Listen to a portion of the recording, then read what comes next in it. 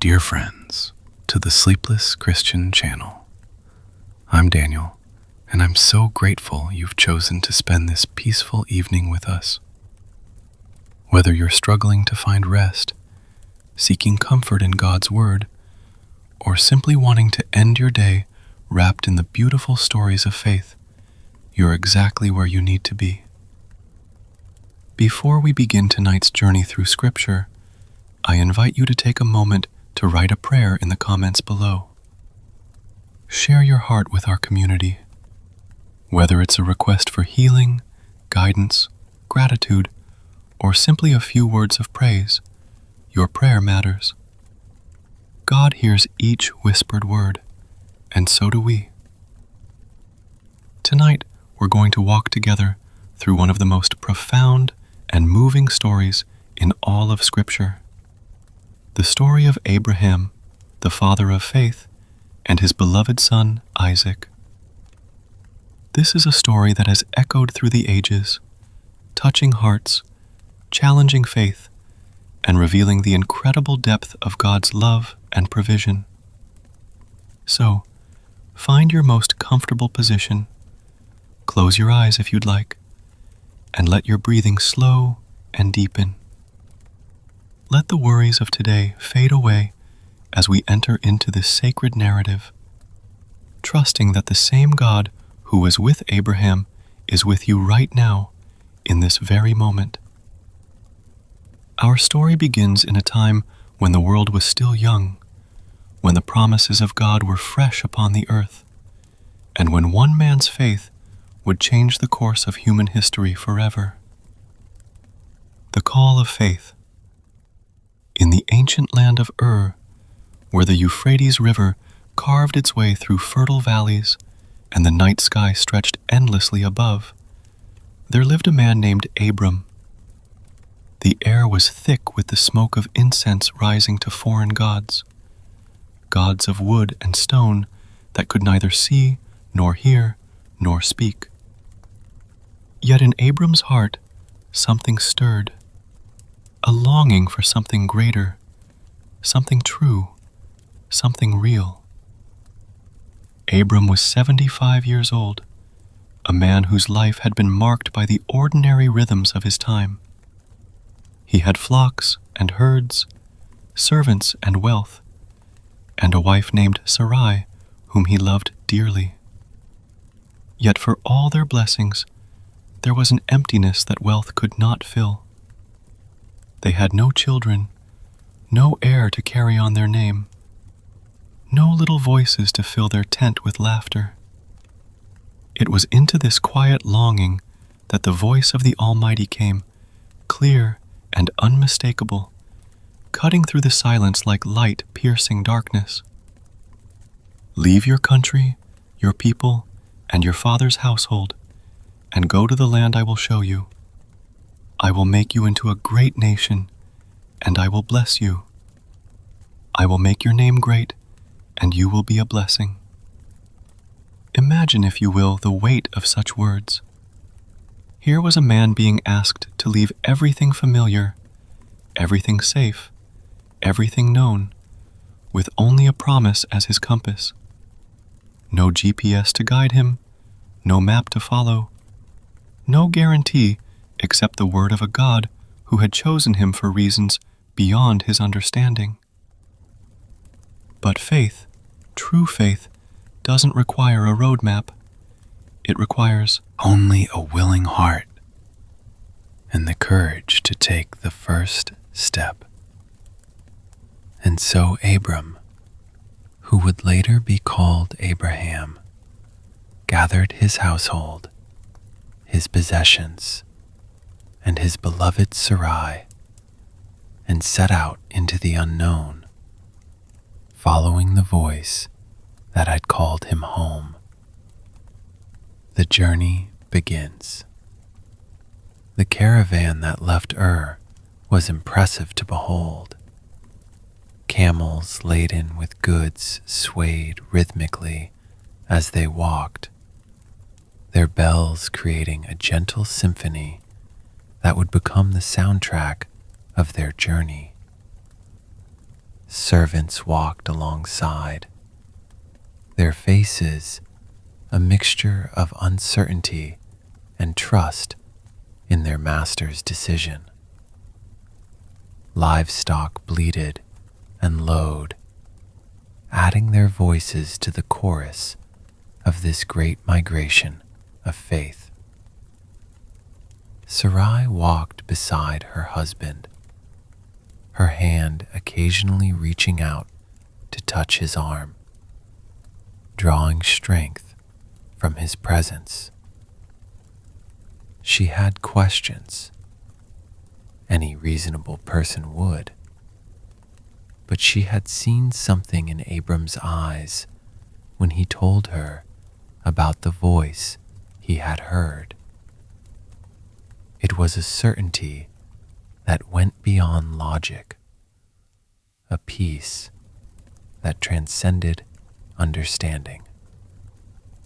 The first steps away from Ur were the hardest. Behind them lay everything they had ever known, the familiar streets where they had walked as children, the marketplace where they had conducted business, the burial places of their ancestors. Each step forward was a step deeper into trust, deeper into the unknown, deeper into the hands of a God who had promised to guide them. As they traveled, Abram found himself looking up at the stars each night, remembering the voice that had called him.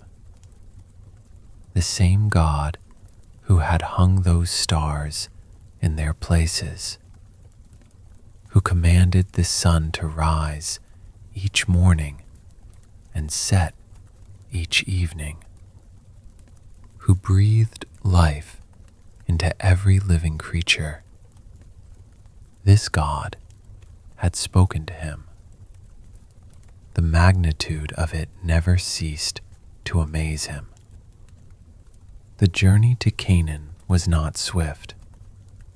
Ancient travel moved at the pace of the slowest member, the most heavily laden beast, the most fragile cargo. But perhaps that was as it should have been.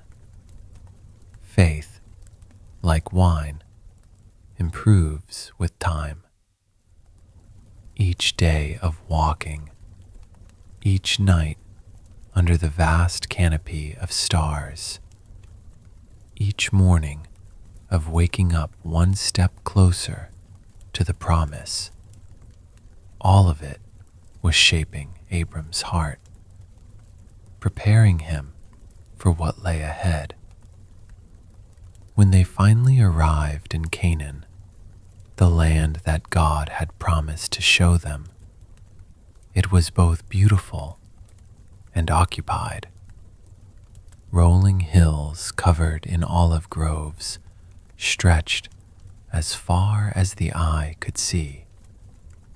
Springs of clear water bubbled up from hidden sources.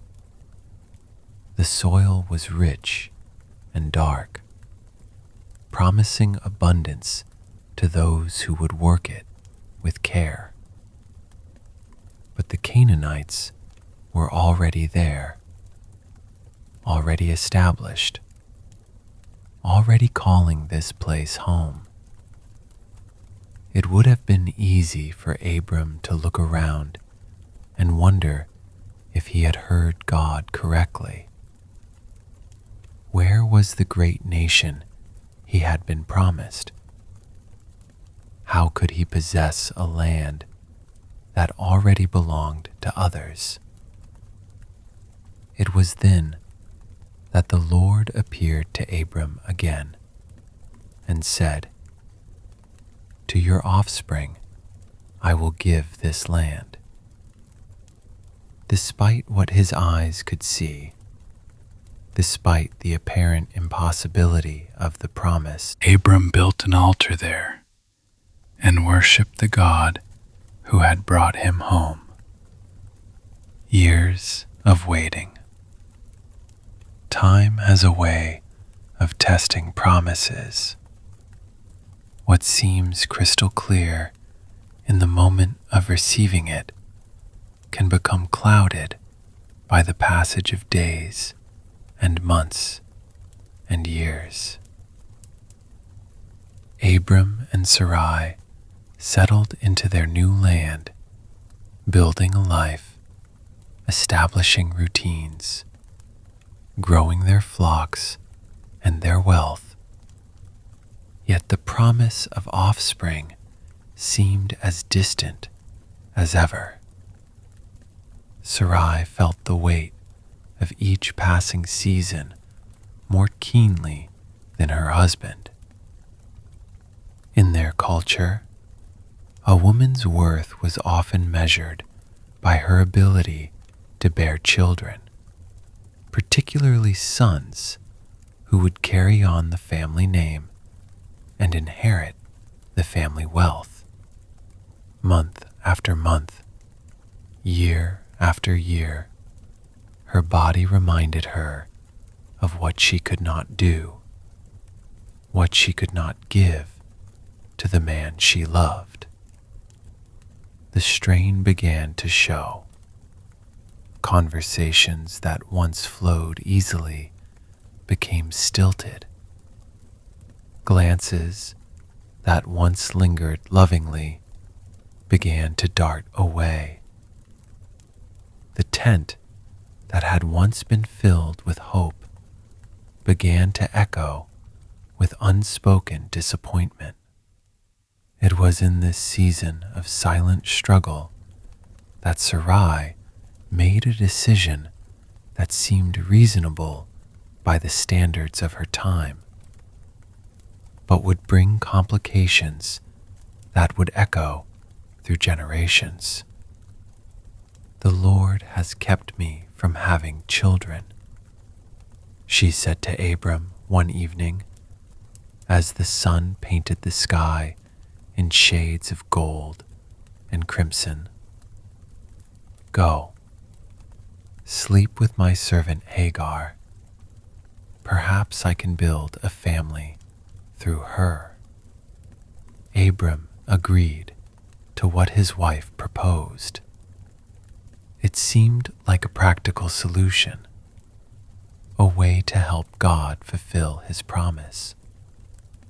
Surely the Almighty would understand their human attempt to move his plan forward. When Hagar conceived, the dynamics in the household shifted like sand dunes in the desert wind.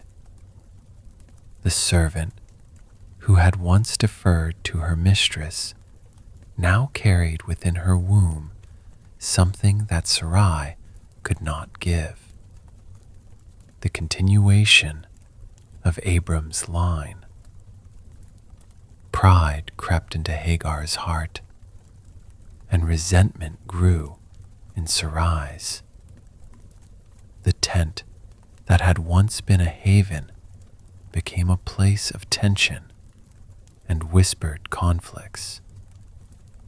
Abram found himself caught between the two women, loving his wife but unable to ignore the child growing within his servant's womb. This was not the joyful expectation of offspring he had imagined when God first made his promise. This felt complicated, messy, thoroughly human in its imperfection. When Ishmael was born, Abram was 86 years old. He held the baby boy in his weathered hands and marveled at the tiny fingers that gripped his thumb, the small chest that rose and fell with each breath, the perfect features that would grow into manhood. This was his son, his heir, surely the fulfillment of God's promise. For 13 years, Abram raised Ishmael as his beloved son. He taught him to tend the flocks, to read the signs of weather and season, to understand the ways of business and negotiation. He told him stories of their family's journey from Ur, of the God who had called them to this land, of the promises that shaped their destiny. But God's promises are not always fulfilled in the ways we expect. The promise renewed. When Abram was 99 years old, the Lord appeared to him again. The years had silver-threaded his hair and lined his face with the evidence of decades spent under the sun. But his eyes still held the spark of faith that had carried him from Ur. "I am God Almighty," the Lord said to him. "Walk before me faithfully and be blameless. Then I will make my covenant between me and you, and will greatly increase your numbers." Abram fell face down, overwhelmed by the presence of the divine. It had been years since he had heard that voice so clearly, years of wondering if he had imagined it all, years of trying to help God fulfill promises that seemed to grow more impossible with each passing season. "As for me, this is my covenant with you," God continued. "You will be the father of many nations. No longer will you be called Abram. Your name will be Abraham, for I have made you a father of many nations." A new name, Abraham, father of many nations. The old name, Abram, which meant exalted father, was being transformed into something greater, something that spoke not just of honor, but of fruitfulness, of legacy, of promises fulfilled in ways beyond imagination. But God was not finished. "As for Sarai, your wife, you are no longer to call her Sarai. Her name will be Sarah. I will bless her and will surely give you a son by her. I will bless her so that she will be the mother of nations. Kings of peoples will come from her." Abraham fell face down again. But this time, it was not just in worship. It was because he was laughing. Sarah, his beloved Sarah, was 90 years old.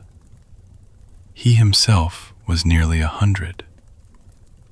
The idea of them having a child together was so far beyond the realm of natural possibility that laughter was the only reasonable response. "Will a son be born to a man 100 years old?" he asked. "Will Sarah bear a child at the age of 90? He thought of Ishmael, now 13 years old, growing strong and capable. "If only Ishmael might live under your blessing," he said to God. But the Lord's response was clear and unambiguous. "Yes, but your wife Sarah will bear you a son, and you will call him Isaac. I will establish my covenant with him as an everlasting covenant for his descendants after him. Isaac. The name meant laughter.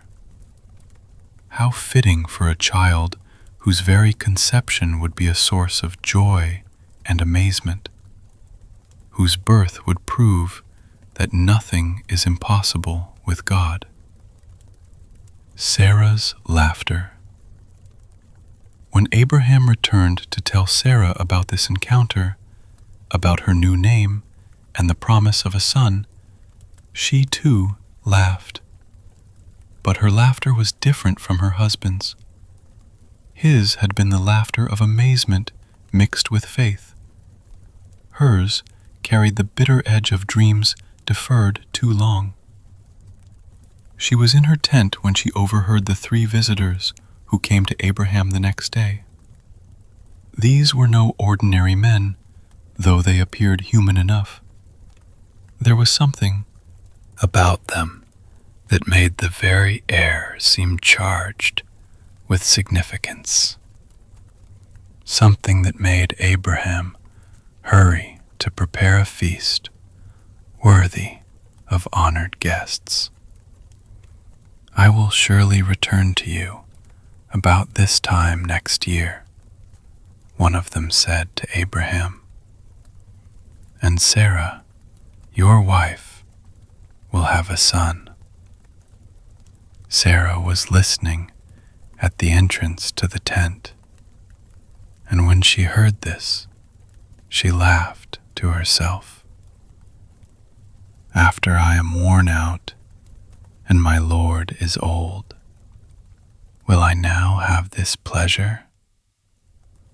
But the visitor, who was the Lord himself, heard her silent laughter. Why did Sarah laugh and say, "Will I really have a child, now that I am old?" Is anything too hard for the Lord?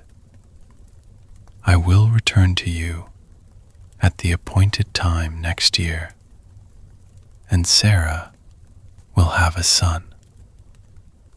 Fear crept into Sarah's heart as she realized that her private thoughts had not been private at all. I did not laugh, she said, trying to cover her moment of doubt.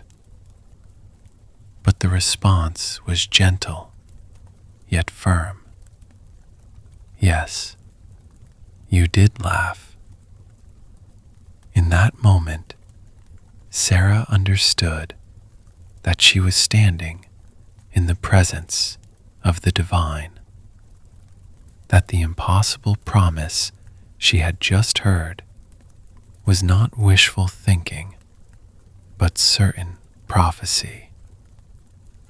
The God who had called their husband out of Ur, who had brought them safely through decades of wandering and waiting, was now declaring that her empty arms would soon hold the child of promise, the miracle child. True to his word, the Lord was gracious to Sarah as he had promised, and she became pregnant. The months that followed were filled with wonder and careful joy.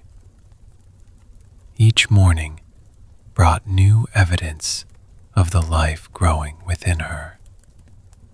Each day was a small miracle building toward the greater miracle of birth. The women of the household watched Sarah with amazement and reverence. Here was living proof that the God their master served was indeed the God of the impossible. Her changing body was a testament to divine power, her glowing face a reflection of promises kept. When her time came to give birth, Sarah labored with the strength that comes from faith fulfilled. And when Isaac drew his first breath and filled the tent with his cries, Abraham was 100 years old and Sarah was 90. God has brought me laughter, Sarah said as she held her son for the first time. Everyone who hears about this will laugh with me. Who would have said to Abraham that Sarah would nurse children? Yet I have borne him a son in his old age. Isaac was perfect in every way. 10 tiny fingers and 10 tiny toes.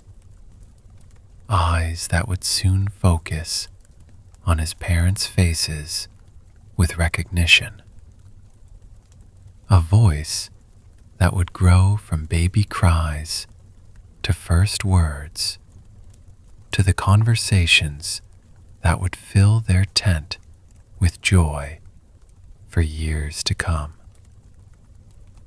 Abraham circumcised Isaac when he was 8 days old, as God had commanded, marking him as part of the covenant people.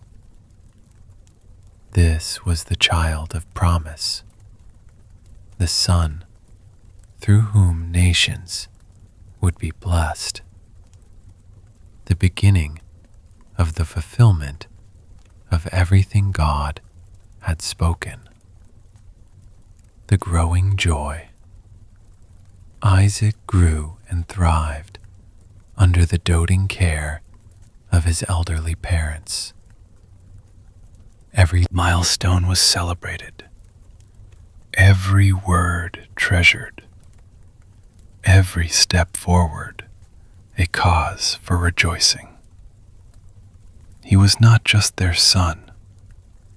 He was the embodiment of God's faithfulness, the living proof that the Lord keeps his promises, even when they seem impossible. Abraham would often take the boy with him as he went about his daily duties, teaching him the ways of the flocks, showing him the land that would one day be his inheritance. Isaac's laughter rang out across the fields as he chased lambs and helped with simple tasks, his young voice adding a new song to the ancient rhythms of shepherd life. Sarah delighted in every moment with her miracle child. She would tell him stories of their journey from Ur, of the God who had called them to this land, of this special purpose for which he had been born. Isaac listened with wide eyes, absorbing not just the words, but the faith that undergirded them. The household prospered during these years of joy. The flocks multiplied. The servants were blessed by association with this family, favored by God. And Abraham's reputation as a man of integrity and faith spread throughout the region. Yet, in the midst of all this happiness, there were still complications from earlier decisions. Ishmael, now a teenager, sometimes looked with jealousy at the attention given to his younger half-brother. The son of the servant could see that, despite Abraham's love for him, Isaac held a special place as the child of promise, the heir of the covenant. The tension came to a head during the feast Abraham gave when Isaac was weaned. Sarah saw Ishmael mocking Isaac, and her protective instincts flared. "Get rid of that slave woman and her son," she demanded of Abraham, "for that woman's son will never share in the inheritance with my son Isaac." Abraham was deeply troubled by this demand. Ishmael was his son too, born of his own flesh and raised with his own hands. The thought of sending him away caused the old patriarch great distress.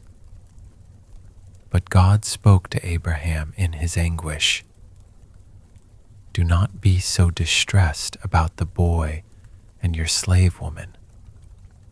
Listen to whatever Sarah tells you, because it is through Isaac that your offspring will be reckoned.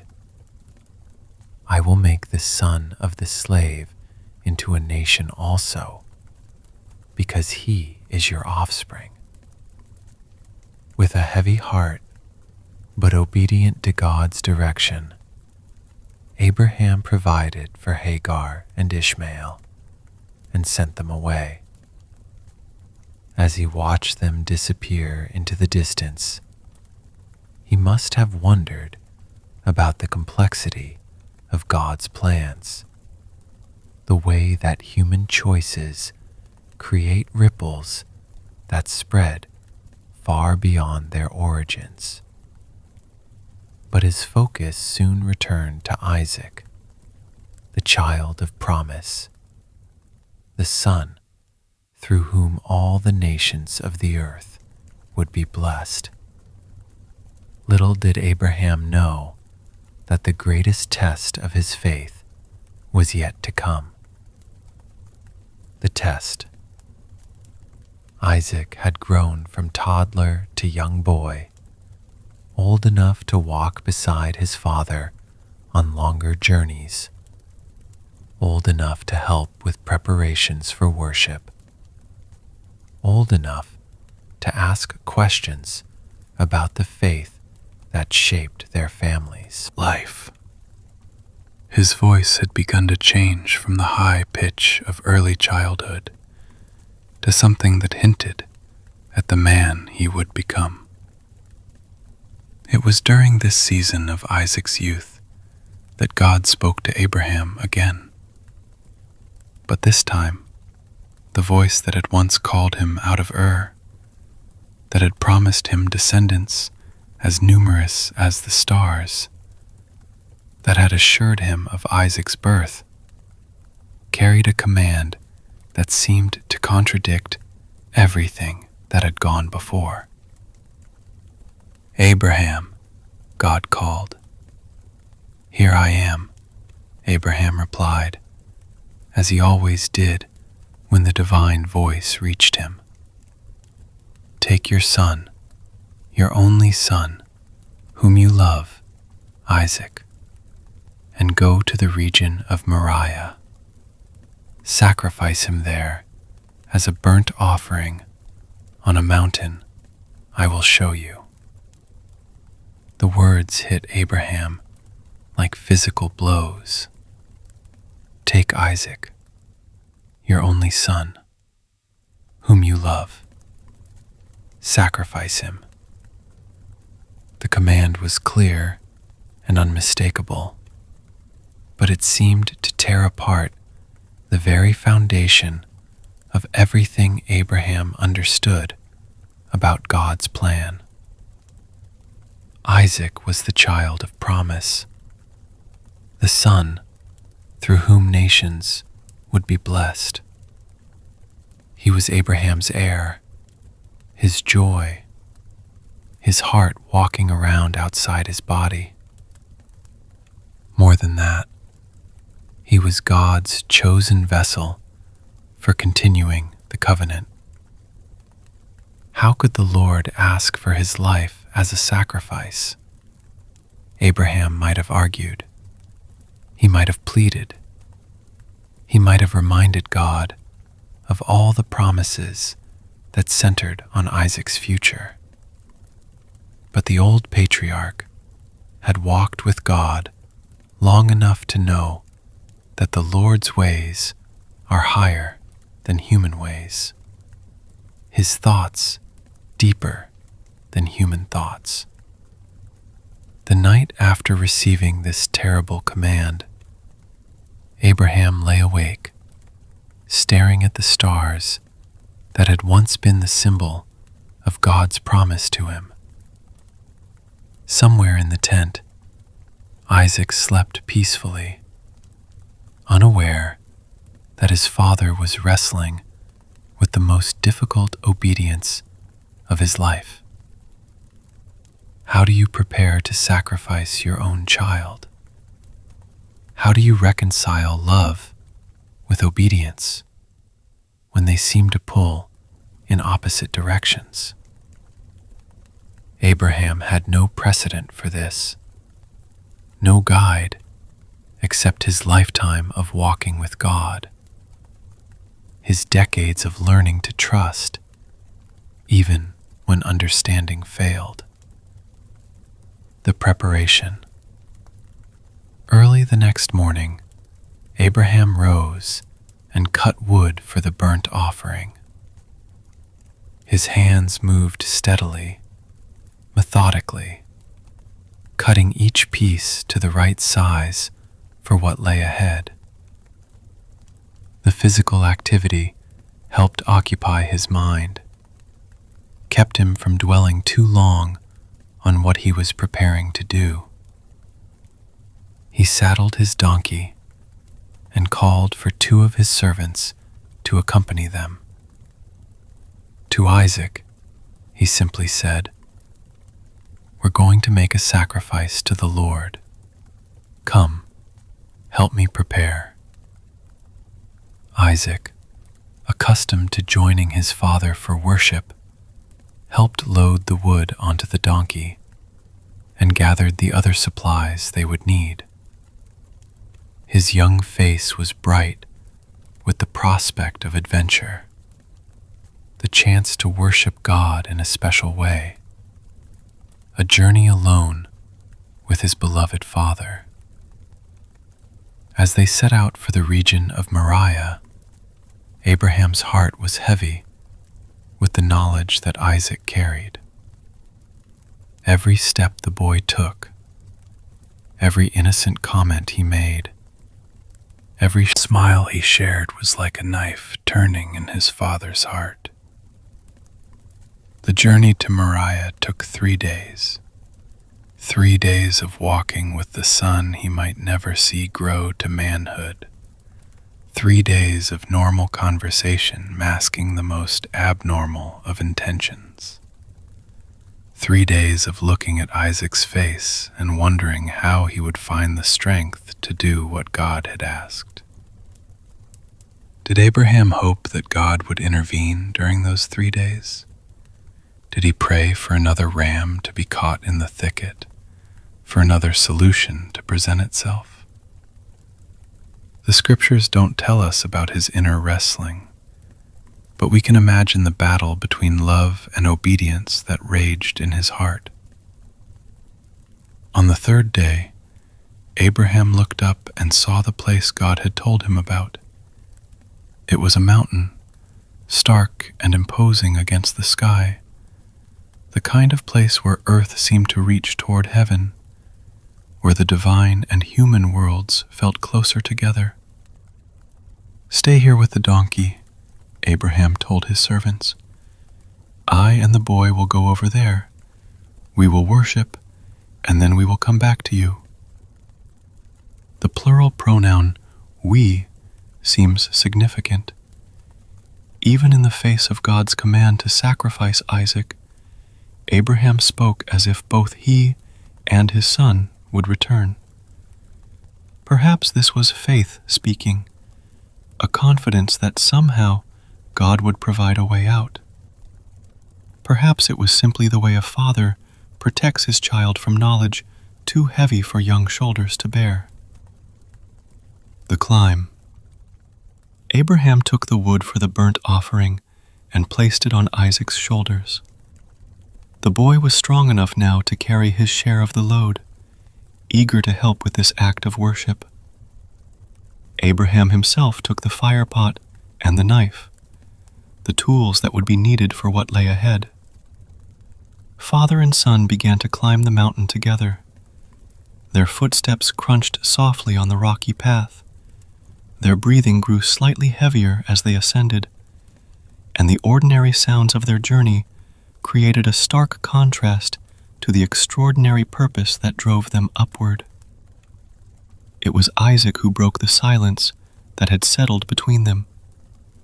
"Father," he said, using the term of respect and affection that had shaped their relationship since his earliest words. "Yes, my son," Abraham replied, his voice carefully steady. "The fire and wood are here," Isaac said, looking around with the practical eye of a boy who had helped with sacrifices before. "But where is the lamb for the burnt offering?" The question pierced Abraham's heart like an arrow. Here was his innocent son, trusting completely in his father's provision, assuming that, of course, there would be a lamb, that, of course, God would provide what was needed for their worship. Abraham's answer has echoed through the centuries as one of the greatest statements of faith ever recorded. "God himself will provide the lamb for the burnt offering, my son." The words were both prophecy and prayer, both statement of faith and desperate hope. Abraham believed that somehow, some way, God would provide. He didn't know how, couldn't see the solution. But he had walked with the Lord long enough to trust, even in the darkness of incomprehension. They continued climbing together, the burden of wood on Isaac's young shoulders, the burden of knowledge on Abraham's old heart. Each step brought them closer to the place of testing, closer to the moment when faith would have to translate into action. The altar. When they reached the place God had indicated, Abraham began to build an altar. His hands, skilled from years of worship, arranged the stones with practiced efficiency. But this altar was different from all the others he had built. This one was being prepared for the most precious sacrifice he could ever offer. Isaac helped his father arrange the wood on the altar, still innocently participating in what he believed would be a normal act of worship. The boy's willingness to help, his trust in his father's plan, made every moment more difficult for Abraham.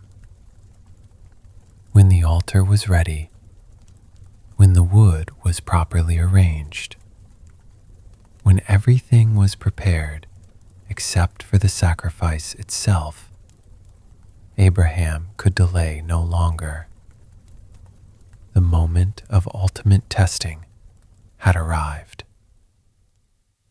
With hands that trembled despite his resolve, Abraham bound Isaac and laid him on the altar, on top of the wood.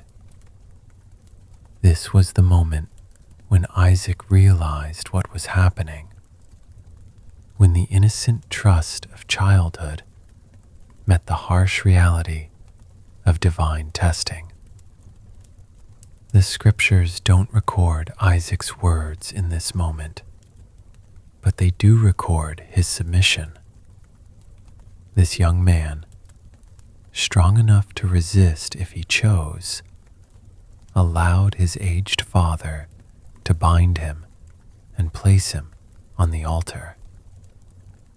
Perhaps he had inherited not just Abraham's blood, but also his faith. his willingness to trust God even when the path led through darkness. Abraham reached out his hand and took the knife to slay his son. In that moment, all of human history seemed to balance on the edge of a blade. This was the child of promise, the heir of the covenant, the one through whom all nations would be blessed. Yet God had asked for his life, and Abraham was prepared to give it. The knife was raised.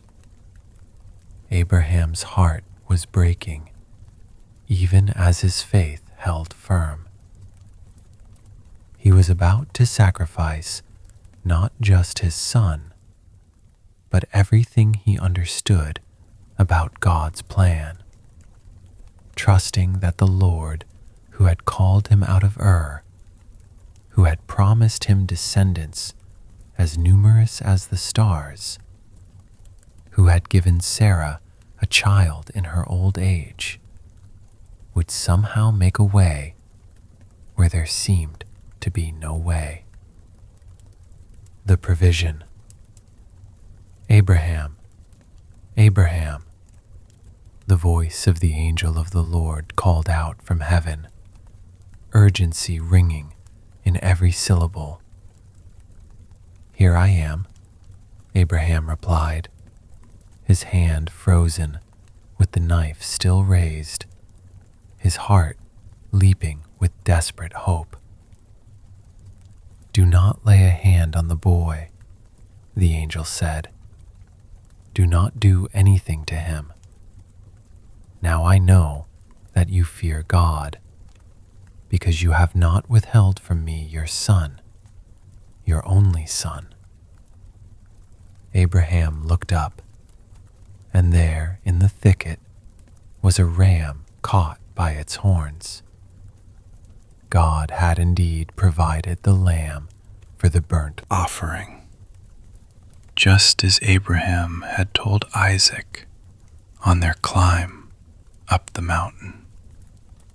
With hands shaking from relief and overwhelming gratitude, Abraham untied his son and helped him down from the altar.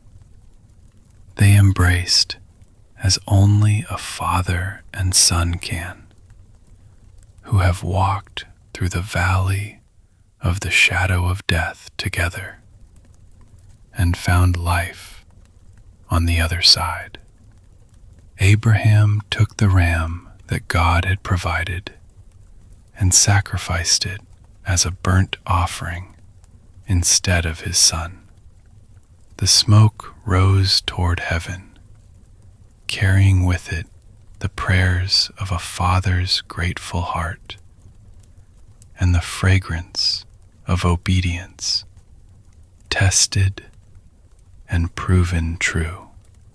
Abraham named that place, "The Lord will provide." And to this day it is said, "On the mountain of the Lord it will be provided." The blessing confirmed. The angel of the Lord called to Abraham from heaven a second time and said, "I swear by myself, declares the Lord, that because you have done this and have not withheld your son, your only son, I will surely bless you and make your descendants as numerous as the stars in the sky and as the sand on the seashore. Your descendants will take possession of the cities of their enemies, and through your offspring, all nations on earth will be blessed, because you have obeyed me." The promises that had been made years before were now confirmed with an oath. Abraham's willingness to sacrifice Isaac had proven the depth of his faith, and God's provision of the ram had proven the depth of his love. The covenant was sealed, not just with words, but with the demonstration of ultimate trust and ultimate provision. Abraham and Isaac returned to the servants who had waited at the foot of the mountain. If those men noticed a change in the relationship between father and son, if they saw in Isaac's eyes a new maturity, and in Abraham's face a deeper peace, they said nothing. Some experiences are too sacred for casual conversation. They returned to Beersheba, where Abraham was living, and life resumed its normal rhythms. But nothing was quite the same. Both father and son had been forever changed by their encounter with the testing of God, by their experience of His provision, by their understanding of what it means to trust, even when trust seems impossible. Isaac grew to manhood, carrying with him the memory of that day on Mount Moriah.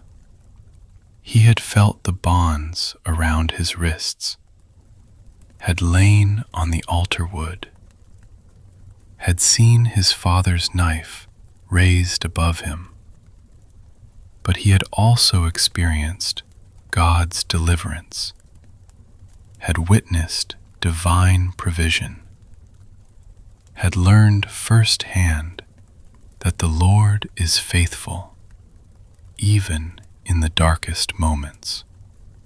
As the years passed and Isaac took his place as the heir of the covenant, as he married and had children of his own, as he became a patriarch in his own right, the memory of Mount Moriah shaped his understanding of God. He knew from personal experience that the Lord could be trusted with everything, even with life itself. And Abraham, the father of faith, lived the remainder of his days with the deep satisfaction of having passed the ultimate test. He had been willing to sacrifice his most precious possession, and in doing so, had discovered that God's provision is always sufficient, His timing always perfect, His love always deeper than human understanding.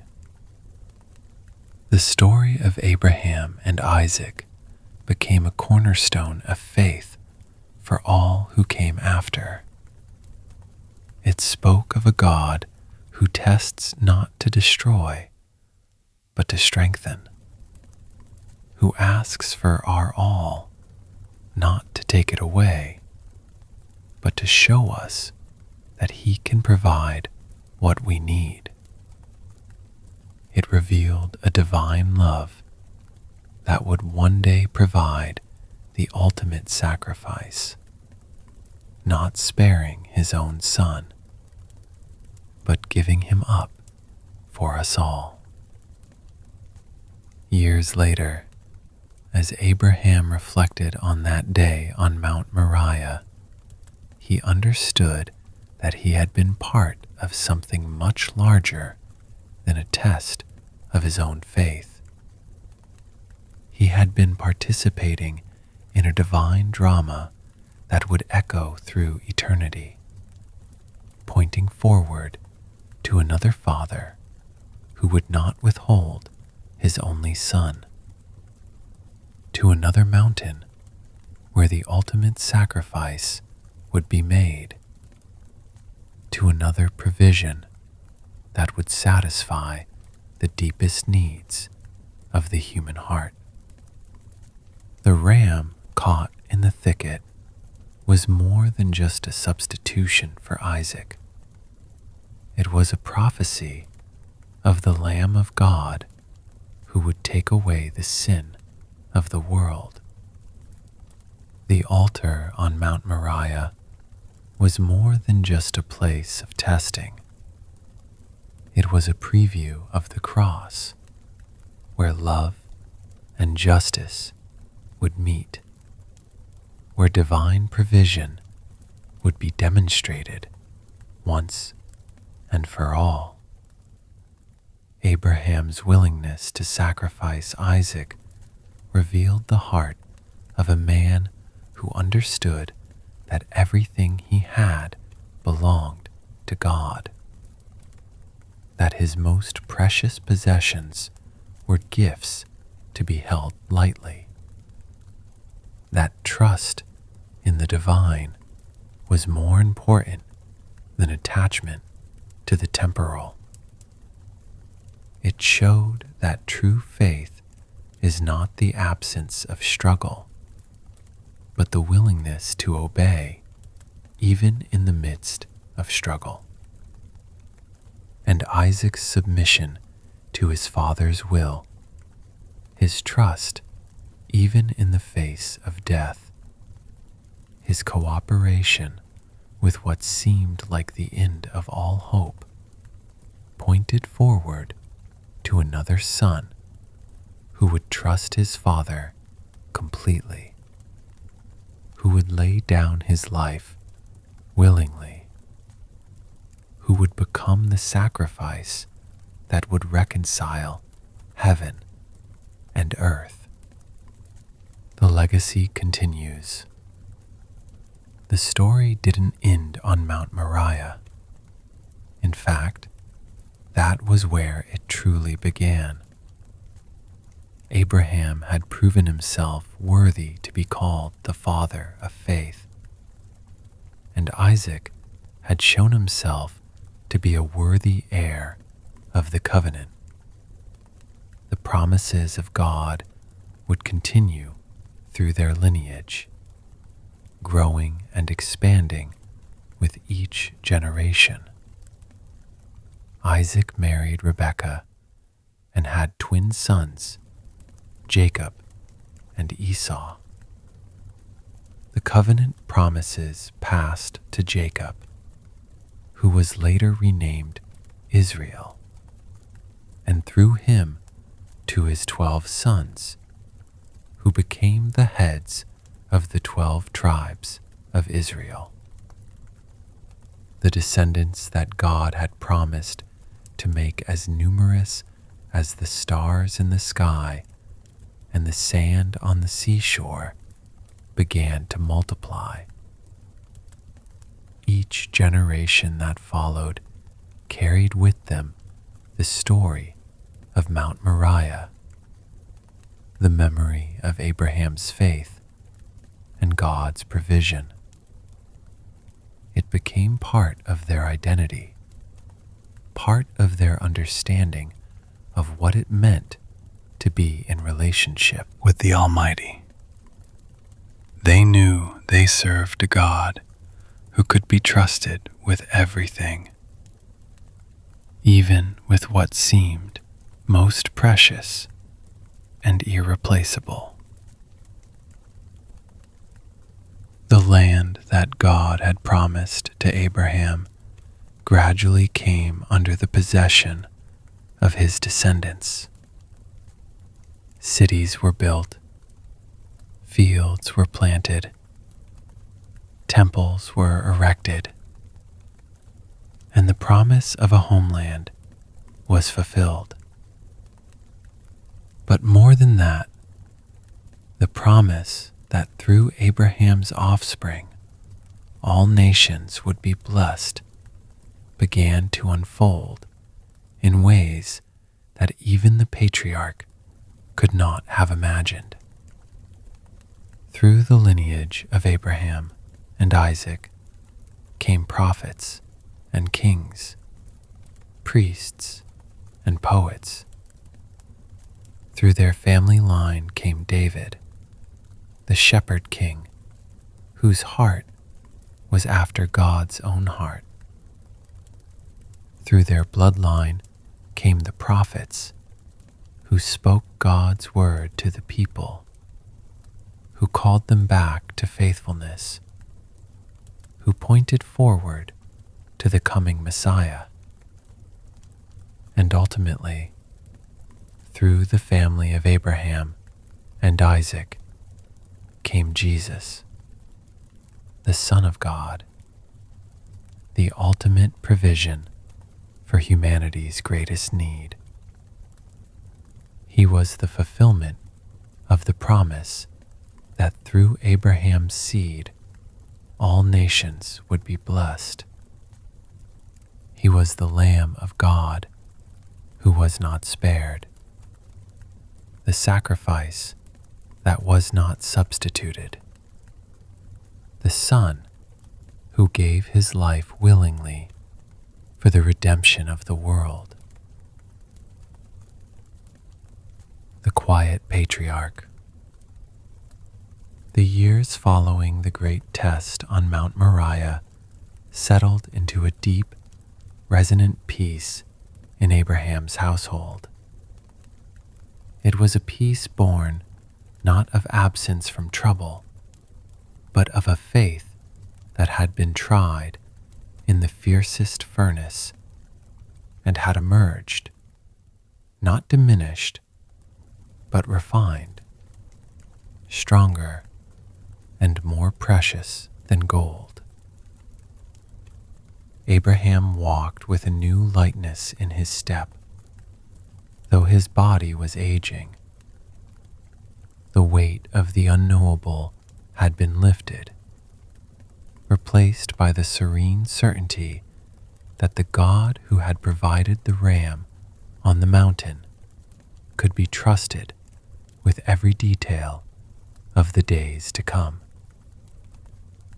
Isaac too carried the memory of Moriah, not as a scar, but as a seal upon his soul.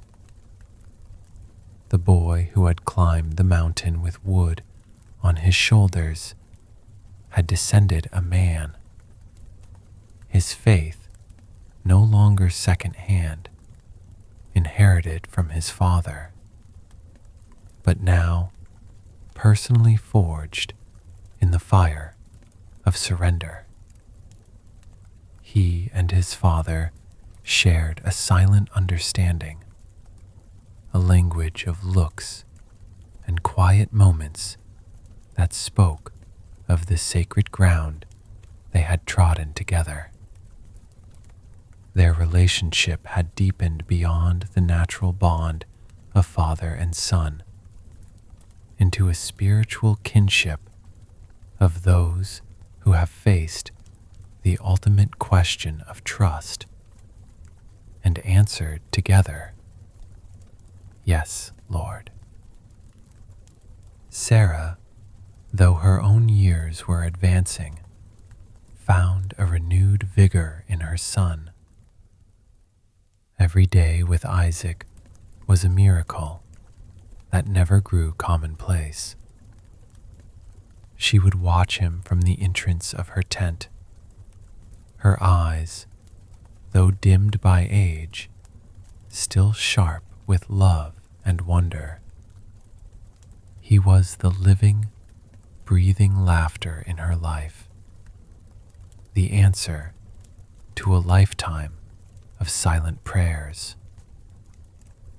The memory of her own doubt, her laughter of disbelief, had been washed away in the joyful reality of his existence.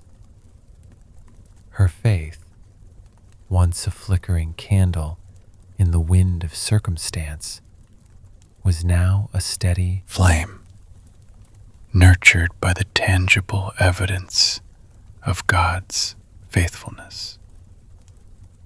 The household in Beersheba thrived. The wells Abraham had dug provided abundant water, a symbol of life and blessing in the arid land. The flocks multiplied, their bleating a constant chorus of prosperity. Servants and herdsmen went about their work with a sense of purpose, knowing they served a man who walked in the favor of the Almighty. There was a harmony to their days, a rhythm of work, worship, and family that seemed to echo the shalom, the perfect peace of God Himself. Abraham, in these twilight years, became a sage, a beacon of wisdom in the region. Kings and chieftains would sometimes seek him out, not for battle or treaty, but for counsel. They had heard rumors of a man who spoke with his God, who had been tested and found true. They came with their disputes, their philosophical questions, their yearning for something beyond the stone and wood idols of their cities. And Abraham, with a face lined like a map of his long journey, would speak not of himself, but of the one who had called him. "He is the God who sees," Abraham would say, his voice a soft rumble. "The God who hears. He is not a God confined to a temple or a high place. He walks with you, if you will let Him. He speaks in the stillness, if you will learn to listen. His promises are sure, even when the waiting is long." He would often tell the story of the stars, not as an astronomical fact, but as a personal promise. "I was an old man, my body as good as dead," he would confess, his eyes twinkling. "And the Lord took me outside this very tent and told me to count the stars if I could. 'So shall your offspring be,' he said. And I believed him. It was reckless, foolish belief by the world's standards, but it is the kind of belief he honors. He did not often speak of Moriah. That story was too sacred, too deeply personal to be shared lightly. But when he did, it was always with the same conclusion, his voice dropping to a reverent whisper. And on the mountain, the Lord provided. He always provides. Sometimes the provision is the promise fulfilled. Sometimes the provision is the strength to obey in the midst of the sacrifice. But He always, always provides. Isaac listened to these conversations, absorbing his father's wisdom. He was a quiet young man, thoughtful and introspective, more given to long walks in the fields than to boisterous conversation. He loved the land, the feel of the rich soil, the sight of the green shoots pushing through after the rain. He understood that this land was not just dirt and rock. It was part of the promise, a holy inheritance. He would often go to the altars his father had built, at Shechem, Bethel, and Hebron, and there, alone, he would pour out his heart to the God of his father, the God who was becoming his own. The death of Sarah. The peaceful rhythm of their lives was broken by the sound of weeping. Sarah, the princess, the mother of nations, had breathed her last in the land of promise, in Kiriath Arba, that is, Hebron. She was 127 years old, and her life had been a tapestry woven with threads of long waiting, miraculous fulfillment, and steadfast love. Abraham mourned for her, and the sound of his grief was a deep, lonely echo in the tents of Beersheba. The woman who had left Ur with him, who had endured the uncertainties of the journey, who had shared his laughter and his tears, was gone. The partner of the promise was now a memory. He rose from beside her body, his old frame bowed with sorrow, and went to the Hittites who lived in the land.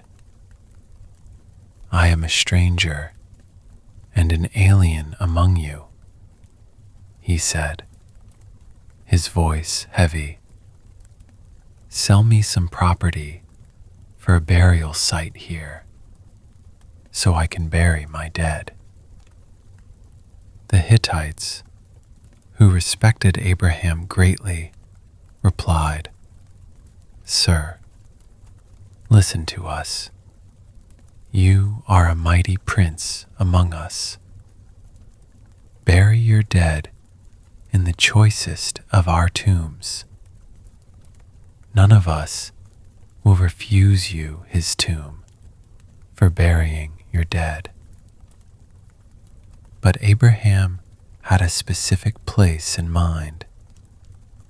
He bowed before them and said, If you are willing to let me bury my dead, then listen to me. Intercede with Ephron, son of Zohar, on my behalf, so he will sell me the cave of Machpelah, which is at the end of his field. Ask him to sell it to me for the full price as a burial site among you. Ephron was sitting among his people, and he answered Abraham in the hearing of all the Hittites. No, my lord, he said. Listen to me. I give you the field, and I give you the cave that is in it. I give it to you in the presence of my people. Bury your dead. But Abraham insisted. He bowed again and said, Listen to me. I will pay the price for the field. Accept it from me so I can bury my dead there. So Ephron named his price. The land is worth 400 shekels of silver, he said, almost dismissively. But what is that between me and you? Bury your dead. Abraham agreed.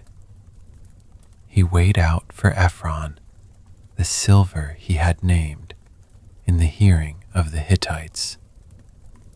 400 shekels of silver, according to the weight current among the merchants.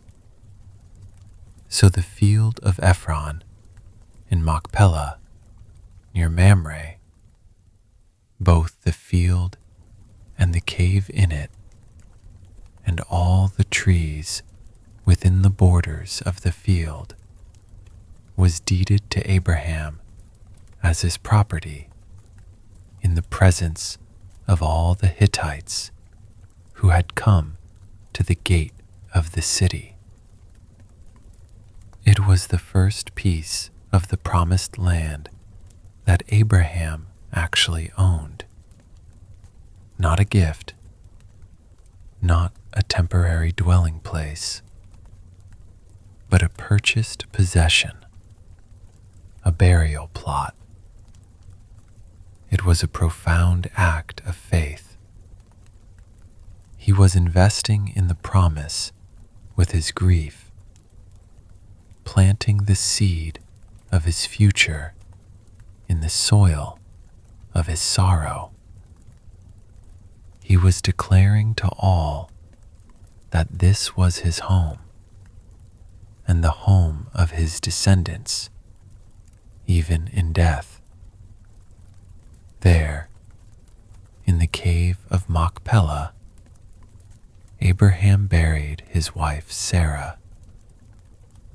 The grief was immense, but it was not a grief without hope. He knew, with a certainty that went beyond the grave, that the God of promise was also the God of resurrection.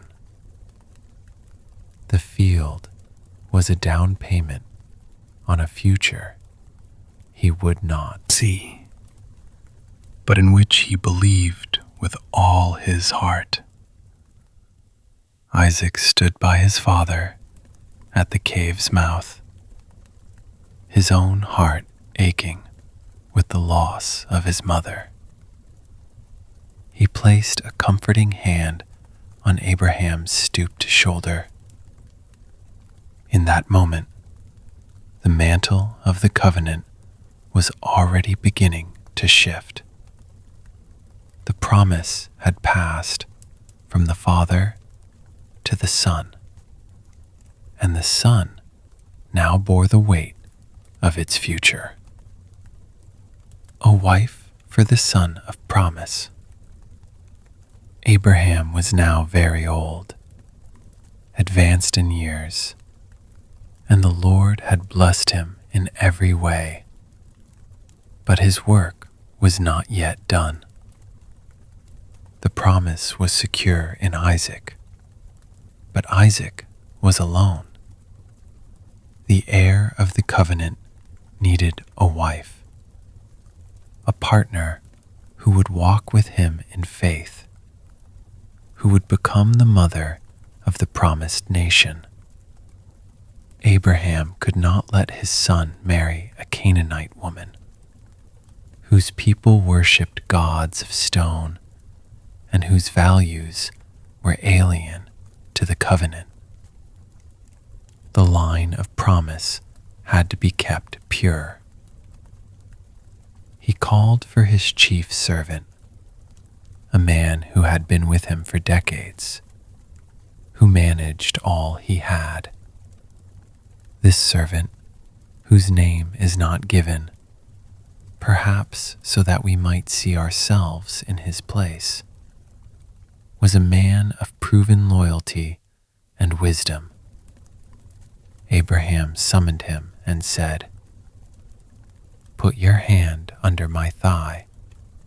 I want you to swear by the Lord, the God of heaven and the God of earth, that you will not get a wife for my son from the daughters of the Canaanites, among whom I am living, but will go to my country and my own relatives and get a wife for my son Isaac." The act of swearing with a hand under the thigh was a solemn oath, touching the very source of life and the future of the family line. The servant, understanding the gravity of the mission, had a practical concern. What if the woman is unwilling to come back with me to this land? He asked. Shall I then take your son back to the country you came from? Abraham's answer was immediate and firm. Make sure that you do not take my son back there. The Lord, the God of heaven, who brought me out of my father's household and my native land, and who spoke to me and promised me on oath, saying, "To your offspring I will give this land." He will send his angel before you, so that you can get a wife for my son from there. If the woman is unwilling to come back with you, then you will be released from this oath of mine.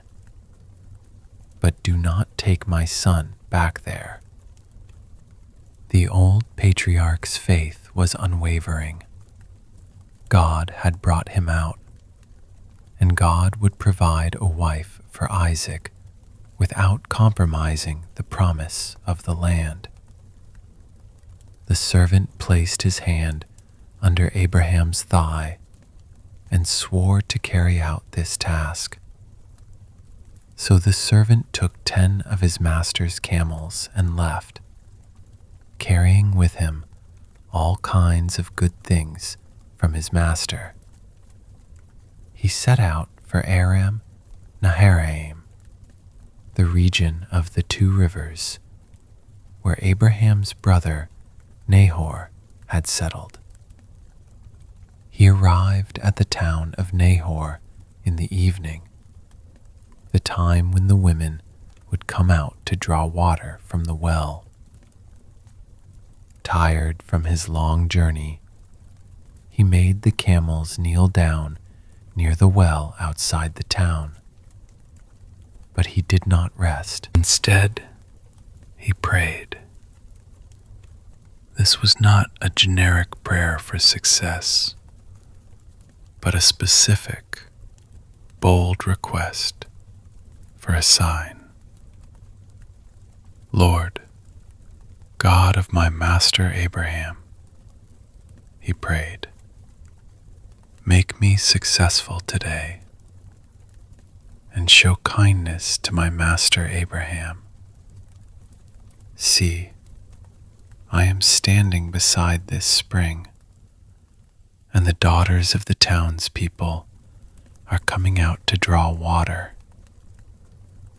May it be that when I say to a young woman, 'Please let down your jar that I may have a drink,' and she says, 'Drink, and I'll water your camels too,' let her be the one you have chosen for your servant Isaac. By this I will know that you have shown kindness to my master." The prayer was still on his lips when a young woman named Rebekah came out with her jar on her shoulder. She was the daughter of Bethuel, son of Milcah, who was the wife of Abraham's brother, Nahor. The text tells us simply that she was very beautiful, a virgin, and that no one had ever slept with her. But her beauty was not the first thing the servant noticed. It was her grace, her strength, her character. She went down to the spring, filled her jar, and came up again. The servant hurried to meet her and said, "Please give me a little water from your jar." "Drink, my lord," she said, and quickly lowered the jar to her hands and gave him a drink. After she had given him a drink, she said, "I'll draw water for your camels too, until they have had enough." She emptied her jar into the watering trough, then ran back to the well to draw more water, and drew enough for all his camels. The servant watched her in silent amazement, his heart pounding. He did not interrupt her, did not help her. He watched as this young woman, without complaint or expectation of reward, performed the arduous task of drawing water for 10 thirsty camels. A task that could involve drawing dozens and dozens of jars of water. She was not only kind, but she was also strong, diligent, and generous. When the camels had finished drinking, the servant took out a gold nose ring weighing a beka and 2 gold bracelets weighing 10 shekels. "Whose daughter are you?" he asked. "Please tell me, is there room in your father's house for us to spend the night?" She answered, "I am the daughter of Bethuel, the son that Milcah bore to Nahor." And she added, "We have plenty of straw and fodder, as well as room for you to spend the night." The servant was overwhelmed. He bowed his head and worshipped the Lord, saying, "Praise be to the Lord, the God of my master Abraham, who has not abandoned his kindness and faithfulness to my master. As for me, the Lord has led me on the journey to the house of my master's relatives." Rebekah ran and told her mother's household about these things. Her brother Laban heard her story and saw the nose ring and the bracelets on his sister's arms. He hurried out to the spring and found the man standing there by the camels. "Come, you who are blessed by the Lord," he said. "Why are you standing out here? I have prepared the house and a place for the camels." So the man Went to the house, and the camels were unloaded and given straw and fodder. Water was brought for him and his men to wash their feet. But when food was set before him, the servant said, "I will not eat until I have told you what I have to say." "Then tell us," Laban said. And so the servant began his story. He did not speak of his own wisdom or his journey's hardships. He spoke of Abraham. He spoke of the Lord. He recounted the entire story, his master's wealth, the promise of an heir, the command not to take a wife from the Canaanites, the oath, the prayer at the well, and the immediate, precise answer in the form of Rebekah. His testimony was a powerful declaration of God's sovereign guidance. Then I asked her, "Whose daughter are you?" he concluded. And she said, "The daughter of Bethuel, son of Nahor, whom Milcah bore to him." Then I put the ring in her nose and the bracelets on her arms, and I bowed down and worshipped the Lord. I praised the Lord, the God of my master Abraham, who had led me on the right road to get the granddaughter of my master's brother for his son. Now, if you will show kindness and faithfulness to my master, tell me. And if not, tell me, so I may know which way to turn." Laban and Bethuel could not argue with such a clear sign of divine providence.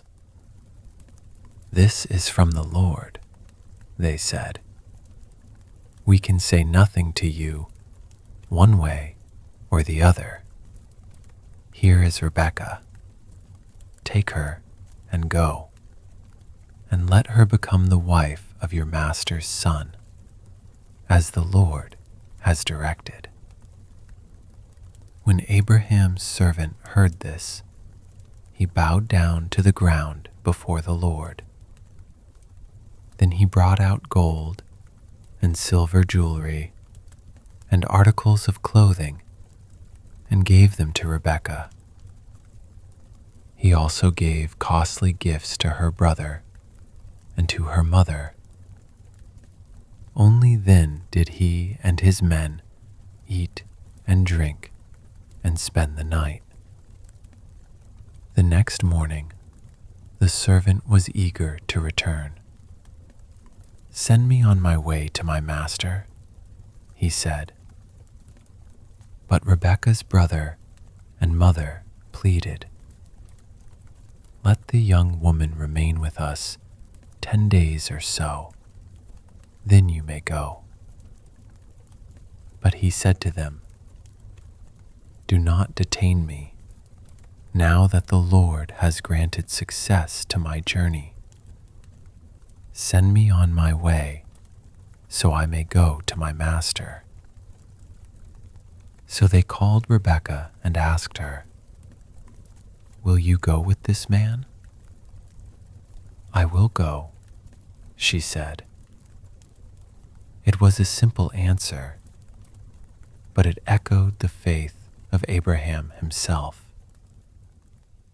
She was leaving everything she knew, her family, her home, her country, to travel to a land she had never seen, to marry a man she had never met, trusting only in the word of a servant about a God who guides. She was a fitting matriarch for the promise. So they sent their sister Rebekah on her way, along with her nurse Deborah and her maids, and they blessed her. "Our sister, may you increase to thousands upon thousands. May your offspring possess the gates of their enemies." And so Rebekah and her maids got ready and mounted the camels and went back with the man. The servant, his heart full of joy and relief, took Rebekah and started the long journey back to Canaan. The meeting at the field of Lahai-roi, Isaac, meanwhile, had gone out to the field one evening to meditate. The Hebrew word implies a deep, contemplative prayer, a pouring out of the soul. He was no doubt thinking of his mother, whose absence was a constant ache. He was likely praying for the future, for the promise, for a companion. He looked up and saw camels approaching. Rebekah also looked up and saw Isaac. She saw a man walking alone in the field at dusk, a solitary figure in the vast landscape. There was a dignity about him, a quiet strength. She slipped quickly from her camel and asked the servant, "Who is that man in the field coming to meet us?" "He is my master," the servant replied. Without another word, she took her veil and covered herself, a sign of modesty and readiness to meet her betrothed. The servant told Isaac all he had done. He recounted the story of the prayer, the sign, the confirmation, the journey. Isaac listened, his eyes moving from the faithful servant to the veiled woman who had come so far. Then Isaac brought her into the tent of his mother Sarah. It was a significant, symbolic act. Rebekah was taking Sarah's place, not just as the mistress of the household, but as the next mother in the line of the covenant. And he married Rebekah, and she became his wife, and he loved her. In the poignant words of Scripture, so Isaac was comforted after his mother's death. The love story of Isaac and Rebekah was not one of passionate, youthful romance that grew over time. It began with a choice, a commitment, a shared destiny. Isaac loved her because she was his, and she was God's answer to his loneliness and the key to the future. In the quiet fields of the Negev, the promise found a new home, nestled in the hearts of a quiet man and a courageous woman. The legacy was secure, ready to unfold in ways they could not yet imagine. The God of Abraham was now the God of Isaac, and he was just getting started. The years that followed the marriage of Isaac and Rebekah were like a deep, slow-moving river, carving its patient way through the landscape of the Promised Land. The sharp ache of Sarah's absence was soothed by the gentle and capable presence of Rebekah. Where Sarah's laughter had been a miracle born of long-deferred hope, Rebekah's was a fresh, lively stream, bringing a new kind of joy to Isaac's quiet world.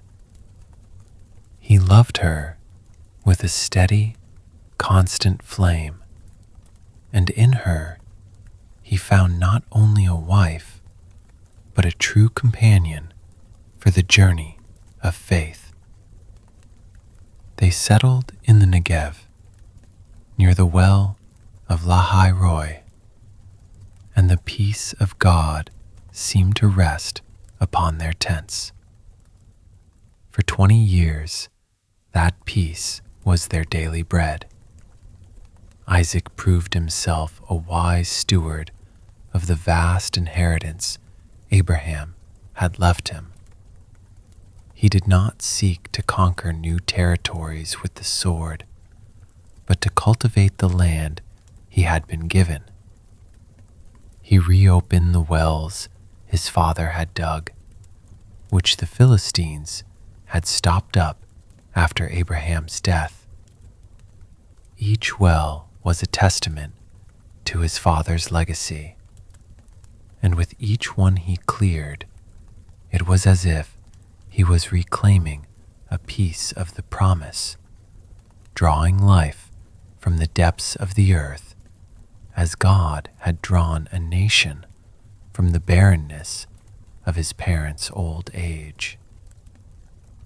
He became a wealthy man, his flocks and herds so numerous that the Philistines, in whose territory he dwelled, grew envious. Yet, within the private space of their tent, a quiet sorrow grew. Rebekah, like Sarah before her, was barren. The promise of descendants as numerous as the stars seemed to mock them each night as they looked up at the silent, glittering host. The years passed, season after season, and the cradle remained empty. The laughter in their home grew softer, tinged with the unspoken question that hung between them. How could the covenant continue if there was no one to receive it. But Isaac had learned from his father. He did not devise a human solution, as Abraham had with Hagar. Instead, he took the matter directly to the one who held the promise. He pleaded with the Lord on behalf of his wife. His prayers were not frantic, desperate pleas, but the persistent, faithful intercession of a man who knew the character of his God. He prayed for 20 years, a testament to a faith that could wait, that trusted in the timing of the Almighty as much as in his power. And the Lord heard him. He answered Isaac's prayer. Rebekah conceived. The joy that filled their household was immense, a wave of relief and gratitude. But the joy was quickly tempered by a strange and troubling reality. The children within her struggled violently with each other. It was not the gentle fluttering of new life, but a fierce, chaotic battle that caused Rebekah great pain and deep concern. It felt as though two nations were at war within the very womb that was meant to be a vessel of peace and promise. She, a woman of action and insight, could not understand this internal conflict. "Why is this happening to me?" she cried out. In her distress and in her seeking, she did what her husband had done. She took her confusion directly to the Lord. And the Lord spoke to her, giving her a prophecy that would shape the destiny of her children and the nation yet unborn. "Two nations are in your womb," he told her, "and two peoples from within you will be separated. One people will be stronger than the other, and the older will serve the younger." The words were clear, a divine reversal of the natural order. The rights of the firstborn, the privilege of age, would be overturned. The covenant blessing would not follow the line of tradition, but the line of God's sovereign choice. Rebekah stored these words in her heart, a secret and heavy knowledge that would color every interaction, every glance, every decision in the years to come. When the time came for her to give birth, there were indeed twin boys. The first to come out was red, and his whole body was like a hairy garment, so they named him Esau. Then his brother came out, with his hand grasping Esau's heel, so he was named Jacob, which means he grasps the heel, a Hebrew idiom for he deceives. From the very moment of their birth, their natures were revealed. Esau, ruddy and covered in hair, was a man of the earth, a skilled hunter, a creature of impulse and the immediate moment. He was his father's favorite, for Isaac had a taste for the wild game his son would bring home.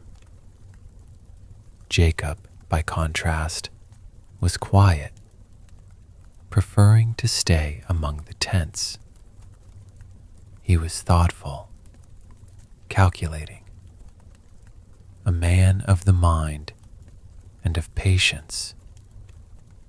He was the favorite of his mother, Rebekah, who remembered the divine word and saw in her younger son the chosen vessel. The boys grew, and the differences between them hardened into defining traits. Esau lived for the hunt, for the thrill of the chase, the taste of food, the satisfaction of a physical need met. He was beloved by the servants for his open, uncomplicated nature. Jacob watched, and he learned, and he waited. He saw his brother's impulsiveness and saw it for the weakness it was. The promise of God, whispered to him by his mother, became not just a divine decree to be awaited, but a prize to be obtained. The pivotal moment came one day when Jacob was cooking a stew, a rich red lentil stew. Esau came in from the open country, exhausted and famished, the hunt having failed him. The smell of the stew was a physical torment to him. "Quick, let me have some of that red stew. I'm famished," he begged Jacob. Jacob, his moment arrived, looked at his brother, his equal in birth, but his opposite in spirit. "First, sell me your birthright," he said, his voice calm, his eyes steady. Esau looked from the stew to his brother, from the immediate, gnawing need in his belly to the abstract, future promise of a double portion of the inheritance and the covenant blessing. In that moment, the spiritual was utterly meaningless to him, weighed against the tangible. What good is the birthright to me if I starve? To death, he scoffed. It was the statement of a man who lived only in the present tense. "Swear to me first," Jacob insisted, leaving no room for a later change of heart.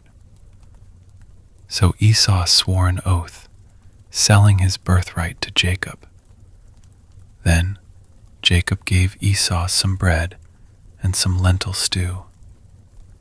Esau ate and drank, rose, and went on his way. The text concludes with a devastating, divine commentary. So Esau despised his birthright. He had traded the eternal for the temporal, the sacred for the profane, a nation's destiny for a single meal. And Jacob, the quiet man of the tents, now held the legal right to what God had already promised him. But he had gained it through negotiation, not through faith. And the method would cast a long shadow. As Isaac aged, his eyes grew so weak that he could no longer see. The time of blessing was approaching, the solemn passing of the covenant torch from one generation to the next. He felt the chill of mortality and called for Esau, his favored son. I am now an old man and don't know the day of my death, he said. Now then, get your equipment, your quiver and bow, and go out to the open country to hunt some wild game for me. Prepare me the kind of tasty food I like, and bring it to me to eat, so that I may give you my blessing before I die. Rebecca was listening. The words she had carried for decades echoed in her heart. The older will serve the younger. She saw Isaac, guided by sentiment and the love of his stomach, preparing to bless the son who had despised his birthright. And she moved with decisive, flawed faith. While Esau was away hunting, she went to Jacob. Look, I heard your father say to your brother Esau, bring me some game and prepare me some tasty food to eat, so that I may give you my blessing in the presence of the Lord before I die. Now, my son, listen carefully and do what I tell you. She devised a plan of deception, using goat skins to mimic Esau's hairy arms and Esau's best clothes to carry his scent, convincing Jacob to play the part of the hunter. Jacob, the deceiver, hesitated not out of morality, but out of fear of being caught and cursed. But my brother Esau is a hairy man, and I'm a man with smooth skin.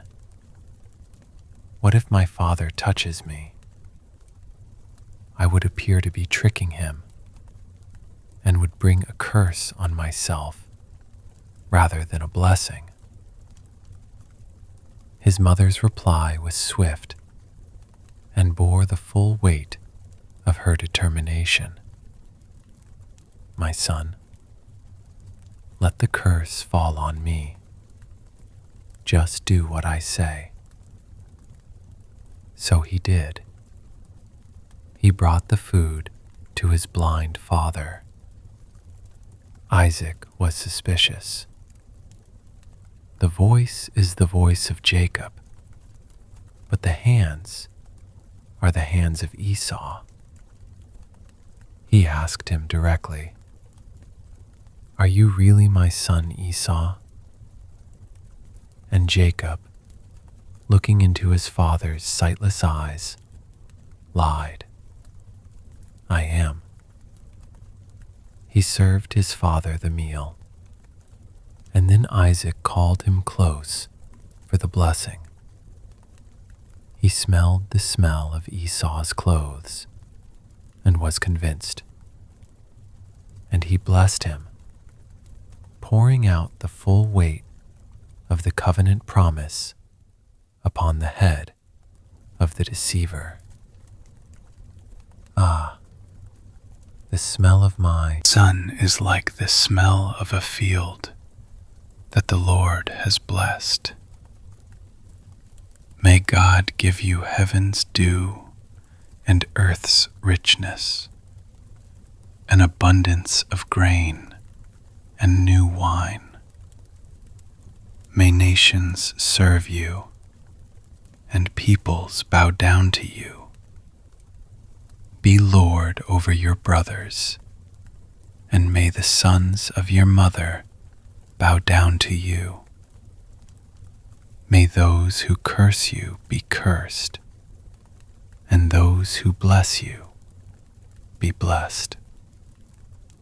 No sooner had Jacob left his father's presence than Esau returned from his hunt and prepared his own meal.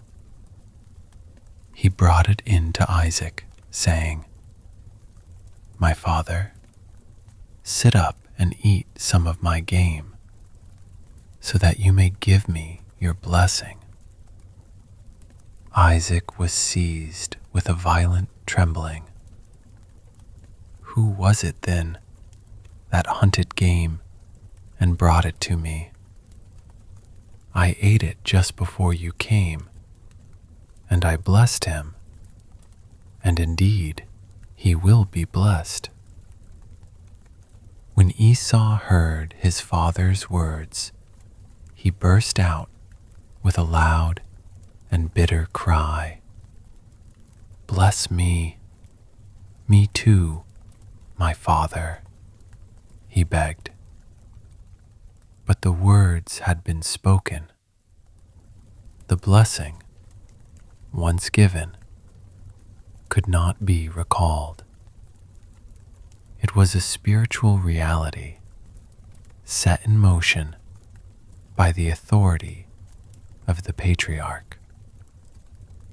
"Your brother came deceitfully and took your blessing," Isaac said, his voice heavy with a sorrow that now encompassed them all. Esau saw the truth clearly for the first time, but it was too late. "Isn't he rightly named Jacob?" he cried in bitter irony. "This is the second time he has taken advantage of me. He took my birthright, and now he's taken my blessing." Then he asked, "Haven't you reserved any blessing for me?" Isaac could only offer a pale, hollow echo of the blessing he had given Jacob. His prophecy for Esau was one of struggle and subservience. "Your dwelling will be away from the earth's richness, away from the dew of heaven above. You will live by the sword, and you will serve your brother. But when you grow restless, you will throw his yoke from off your neck." The breach was now complete. Esau seethed with a hatred that was as immediate and visceral as his appetite. "The days of mourning for my father are near," he said to himself. "Then I will kill my brother Jacob." But Rebekah, ever the watchful one, got word of Esau's plan. The curse she had so boldly invited now took the form of losing her favored son. She called Jacob and told him he must flee, must go to her brother Laban in Haran, and stay there until Esau's fury subsided. She then went to Isaac, framing the reason for his departure not in terms of fratricide, but in the need to find a suitable wife, not from the Hittite women like the ones Esau had married, who were a source of grief to them, but from their own kin. And Isaac, weary and broken by the deception that had shattered his family, called Jacob to him once more. This time, there was no deception. He blessed him again and sent him away, a fugitive from his home, the holder of the promise, now in exile from the very land that had been promised to him. And so Jacob left Beersheba and set out for Haran.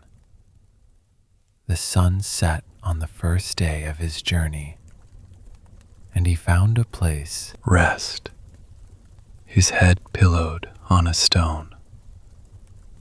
The chosen one was alone, a cheat and a fugitive, possessing a blessing he had obtained through lies and a future that seemed utterly uncertain. But that night, under the vast canopy of the same stars God had shown his grandfather, he dreamed. He saw a stairway resting on the earth, with its top reaching to heaven, and the angels of God were ascending and descending on it. And there, at the top, stood the Lord himself, who spoke the same promises he had given to Abraham and Isaac. I am the Lord, the God of your father Abraham, and the God of Isaac. I will give you and your descendants the land on which you are lying. Your descendants will be like the dust of the earth. All peoples on earth will be blessed through you and your offspring. I am with you and will watch over you wherever you go, and I will bring you back to this land. I will not leave you until I have done what I have promised you. Jacob woke up, awestruck and afraid. Surely the Lord is in this place, and I was not aware of it, he whispered. He took the stone he had used as a pillow, set it up as a pillar, and poured oil on it to consecrate it. He named the place Bethel, the house of God, and he made a vow, a conditional vow that revealed a faith still in its infancy. If God will be with me and will watch over me on this journey I am taking, and will give me food to eat and clothes to wear, so that I return safely to my father's household, then the Lord will be my God, and this stone that I have set up as a pillar will be God's house. And of all that you give me, I will give you a tenth. The heel grasper, the manipulator, had encountered the God of his fathers not as a concept to be exploited for gain, but as a terrifying and gracious presence. The journey toward becoming Israel had begun, not in the comfort of his mother's tent, but in the lonely wilderness, at the foot of a ladder between heaven and earth. And so, Jacob continued on his way, a man both haunted and hallowed by the vision of the ladder that connected his lonely plight to the very throne of heaven. The God of Bethel was with him, a presence as tangible as the staff in his hand and the dust on his feet. The land through which he traveled seemed less foreign now, for he carried with him the conviction that every step was watched, every path was known to the one who had spoken. He arrived in the land of the eastern peoples, and there, by a well in the field, he saw shepherds resting beside 3 flocks of sheep. The well was covered by a large stone, a common practice to preserve the water until all the flocks were gathered. It was here, in this place of daily routine, that Providence once again unveiled its plan. As he spoke with the shepherds, asking after his uncle Laban, a young woman approached with her father's sheep. She was Rachel, the daughter of Laban. She was lovely in form and features, and to Jacob, weary from his journey, she appeared as an angel of Deliverance. A strength born of sudden emotion surged through him. Seeing that the other shepherds were waiting, he single-handedly rolled the massive stone away from the mouth of the well, a feat that would normally require several men. He then watered the flock of Laban, his mother's brother. He kissed Rachel and wept aloud, overcome by the sheer rightness of finding family, of finding her in this distant place. He told her who he was, Rebekah's son, and she ran to tell her father. When Laban heard the news, he hurried to meet him. He embraced Jacob and kissed him and brought him to his home. There, Jacob told him all these things, and Laban, seeing in his sister's son a strong and capable man, said to him, "You are my own flesh and blood." So Jacob stayed with him and worked for him. After Jacob had stayed with him for a whole month, Laban said to him, "Just because you are a relative of mine, should you work for me for nothing? Tell me what your wages should be." But Laban was a man of shrewd calculation, and he had seen the value in Jacob's strong arms and keen mind. Now Laban had 2 daughters. The name of the older was Leah, and the name of the younger was Rachel. Leah had eyes that were soft and tender, but they lacked the sparkle that men of that time admired. She was gentle, but lived in the shadow of her beautiful younger sister. Rachel, on the other hand, was lovely in every way, and Jacob was deeply in love with her. So he said to Laban, "I'll work for you 7 years in return for your younger daughter, Rachel." Laban agreed. "It's better that I give her to you than to some other man. Stay here with me." So Jacob worked 7 years to pay the bride price for Rachel, but they seemed like only a few days to him because of his love for her. Yet the deceiver was about to be sorely deceived. When the 7 years were completed, Jacob said to Laban, "Give me my wife. My time is completed, and I want to make love to her."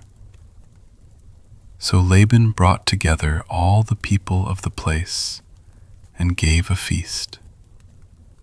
But when evening came, he took his daughter Leah and brought her to Jacob, and Jacob made love to her. The veil of the bride, the darkness of the tent, and perhaps the wine of the feast, all conspired in Laban's trickery. and Laban gave his servant Zilpah to his daughter as her attendant. When morning came, there was Leah. Jacob's shock and anger were a storm contained only by the customs of hospitality. He confronted Laban. "What is this you have done to me? I served you for Rachel, didn't I? Why have you deceived me?" Laban's reply was smooth, layered with a false piety that masked his greed. "It is not our custom here to give the younger daughter in marriage before the older one," he said. "Finish this daughter's bridal week. Then we will give you the younger one also, in return for another 7 years of work." Jacob, trapped by his desire and his circumstance, agreed. He completed the week with Leah, and then Laban gave him his daughter Rachel to be his wife. And Jacob lay with Rachel also, and his love for Rachel was greater than his love for Leah. And he worked for Laban another 7 years. So the man who had stolen a blessing by exploiting his father's blindness was now given the wife he did not want by a father who exploited the darkness of the night. The wheel of justice turned with a precise and painful grace. The Lord saw that Leah was not loved.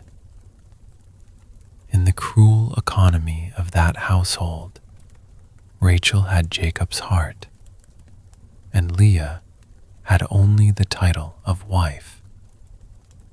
So he opened her womb while Rachel remained childless. Leah conceived and gave birth to a son.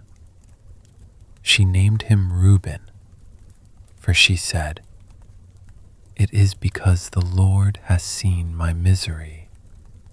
Surely my husband will love me now." But Jacob's heart did not turn. She conceived again and gave birth to a son and said, "Because the Lord heard that I am not loved, he gave me this one too." So she named him Simeon.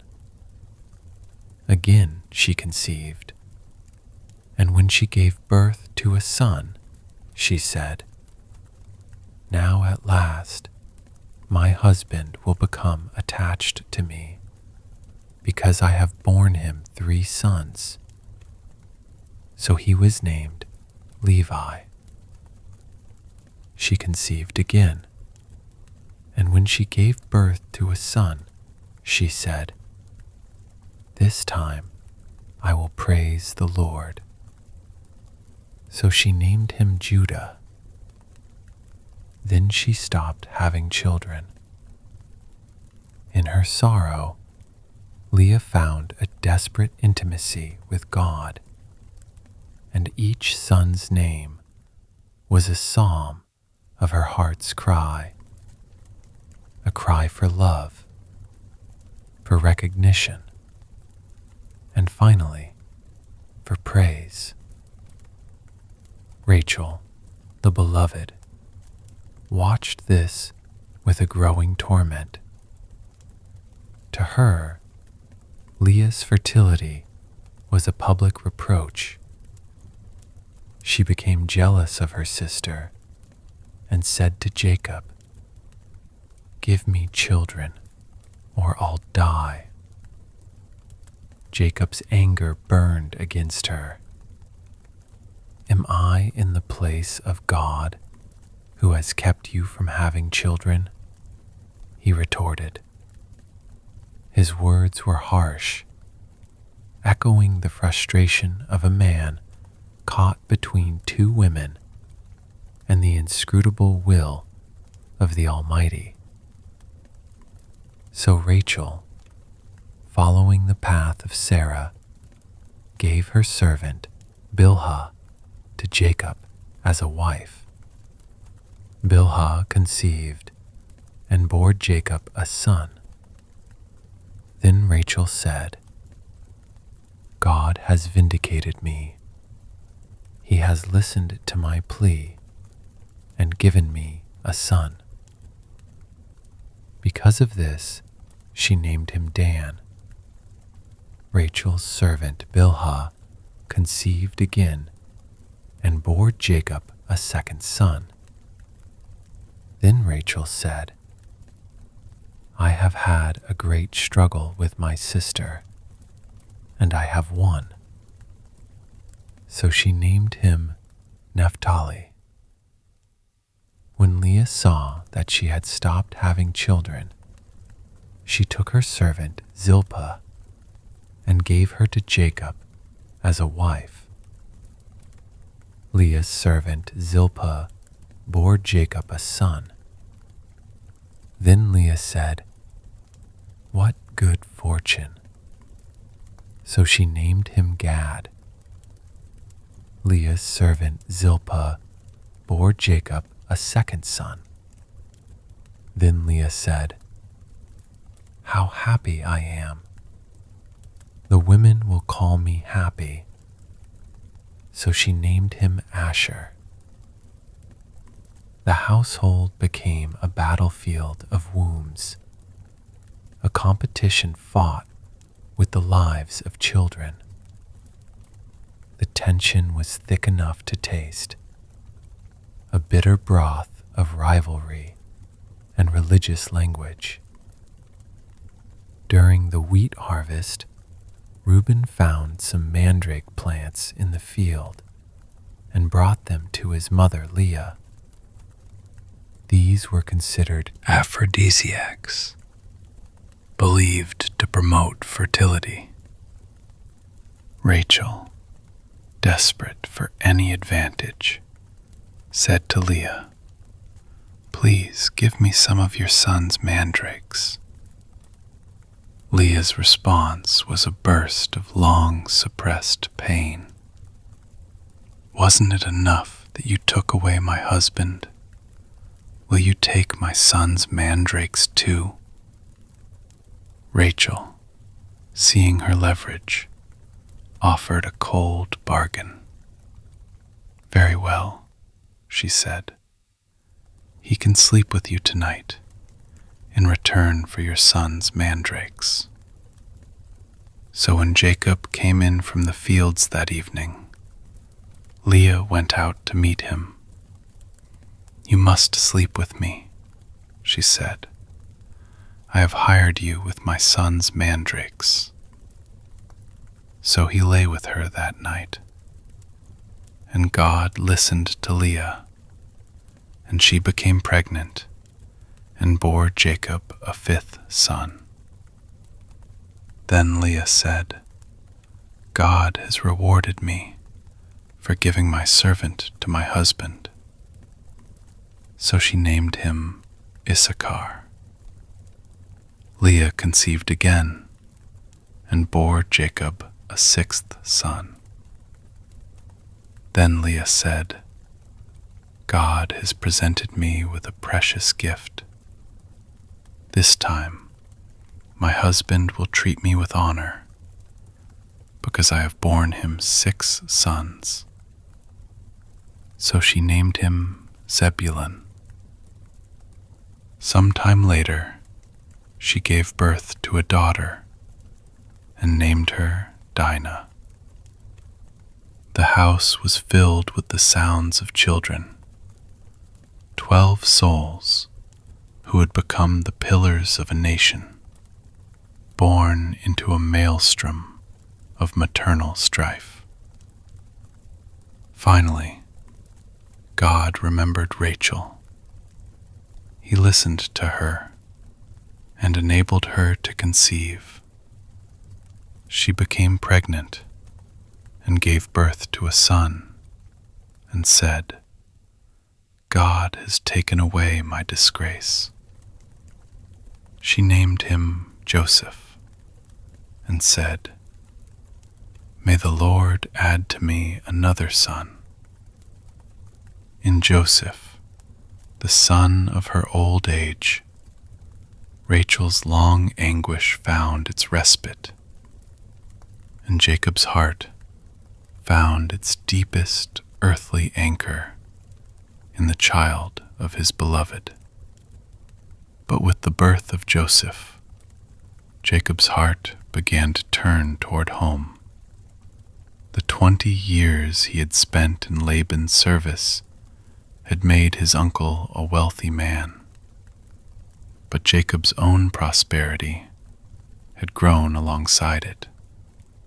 He had learned the art of breeding the flocks, using peeled branches to influence the strength of the animals, and God had blessed his ingenuity. His flocks increased greatly, while Laban's sons began to grumble. Jacob has taken everything our father owned, and has gained all this wealth from what belonged to our father. And Jacob saw that Laban's attitude toward him was not what it had been. Then the Lord said to Jacob, Go back to the land of your fathers and to your relatives, and I will be with you. The call was clear. It was time to leave the house of deception and return to the land of the promise. So Jacob sent word to Rachel and Leah to come out to the fields where his flocks were. He said to them, I see that your father's attitude toward me is not what it was before. But the God of my father has been with me. You know that I've worked for your father with all my strength. Yet he has cheated me by changing my wages 10 times. But God has not allowed him to harm me. He told them of the dream of the God of Bethel, who had called him now to return. Rachel and Leah answered him together, their rivalry set aside in the face of their father's injustice. Do we still have any share in the inheritance of our father's estate? Does he not regard us as foreigners? Not only has he sold us, but he has utterly consumed our money. Surely all the wealth that God took away from our father belongs to us and our children. So do whatever God has told you. And so Jacob prepared to flee. He put his children and his wives on camels, and he drove all his livestock ahead of him, along with all the goods he had accumulated in Padan Aram. He crossed the river Euphrates and headed for the hill country of Gilead, setting his face toward Canaan, toward his past, and toward the brother he had wronged. But before they left, Rachel, perhaps still clinging to a sense of entitlement, or seeking a token of the wealth she felt was hers, stole her father's household gods, his teraphim. It was an act of theft and of subtle idolatry, a silent shadow that would follow them on their journey home. 3 days later, Laban was told that Jacob had fled. Taking his relatives with him, he pursued Jacob for 7 days and caught up with him in the hill country of Gilead. But God had come to Laban, the Aramean, in a dream the night before, and warned him, "Be careful not to say anything to Jacob, either good or bad." When Laban overtook Jacob, he said, "What have you done?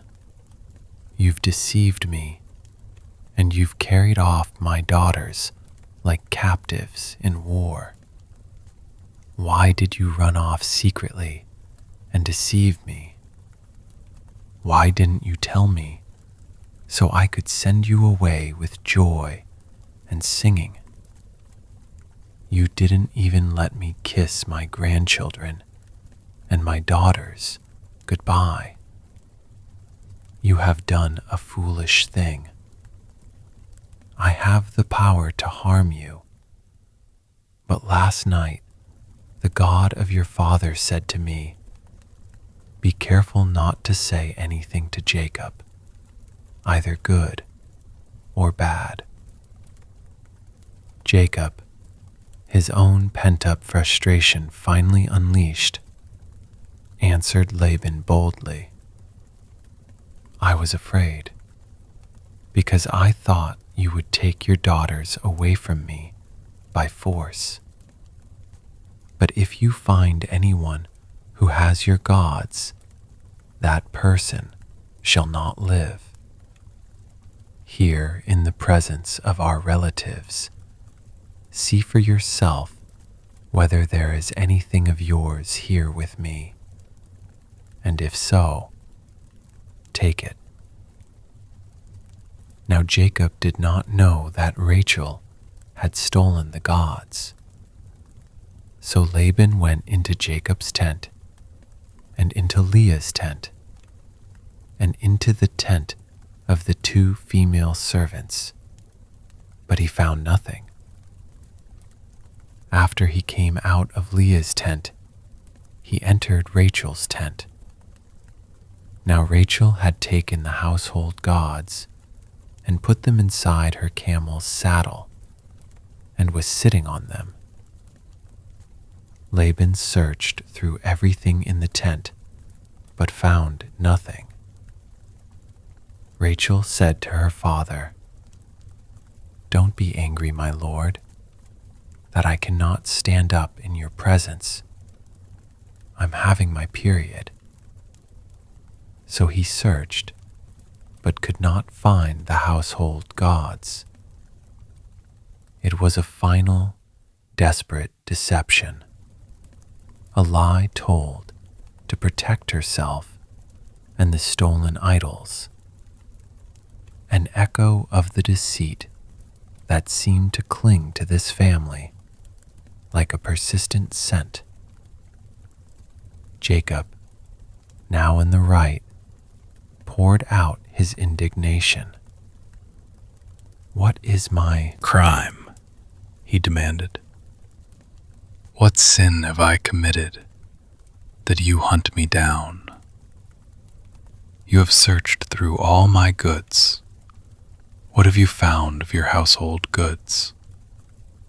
Put it here, in front of your relatives and mine, and let them judge between the 2 of us."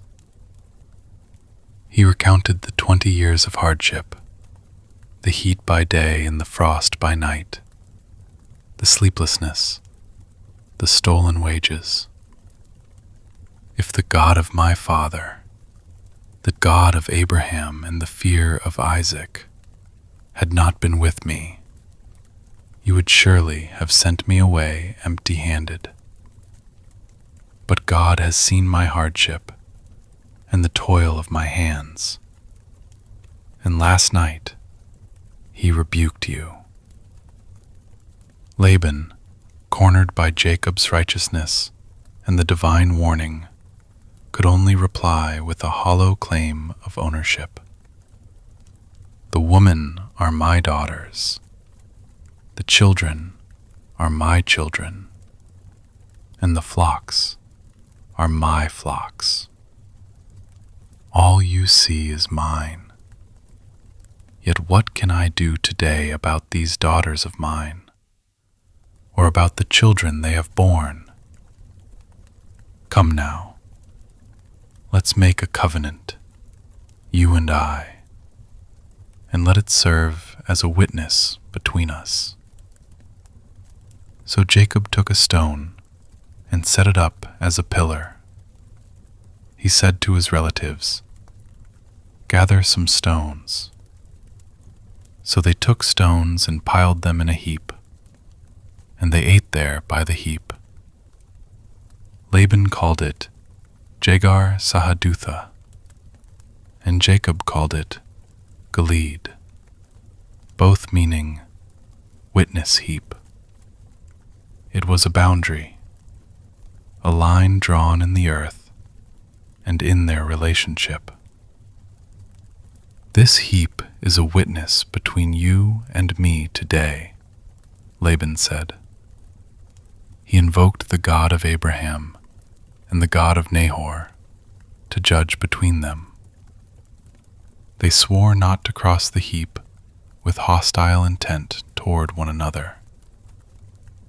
Early the next morning, Laban kissed his grandchildren and his daughters and blessed them. Then he left and returned home. And Jacob went on his way, free from Laban at last. But now a greater fear gripped him. The angels of God met him as he went, and when he saw them, Jacob said, "This is the camp of God." So he named that place Mahanaim, which means 2 camps. It was a divine reassurance, a reminder that the heavenly host marched with him. But his own camp was filled with dread, for the news came that Esau was coming to meet him, and with 400 men.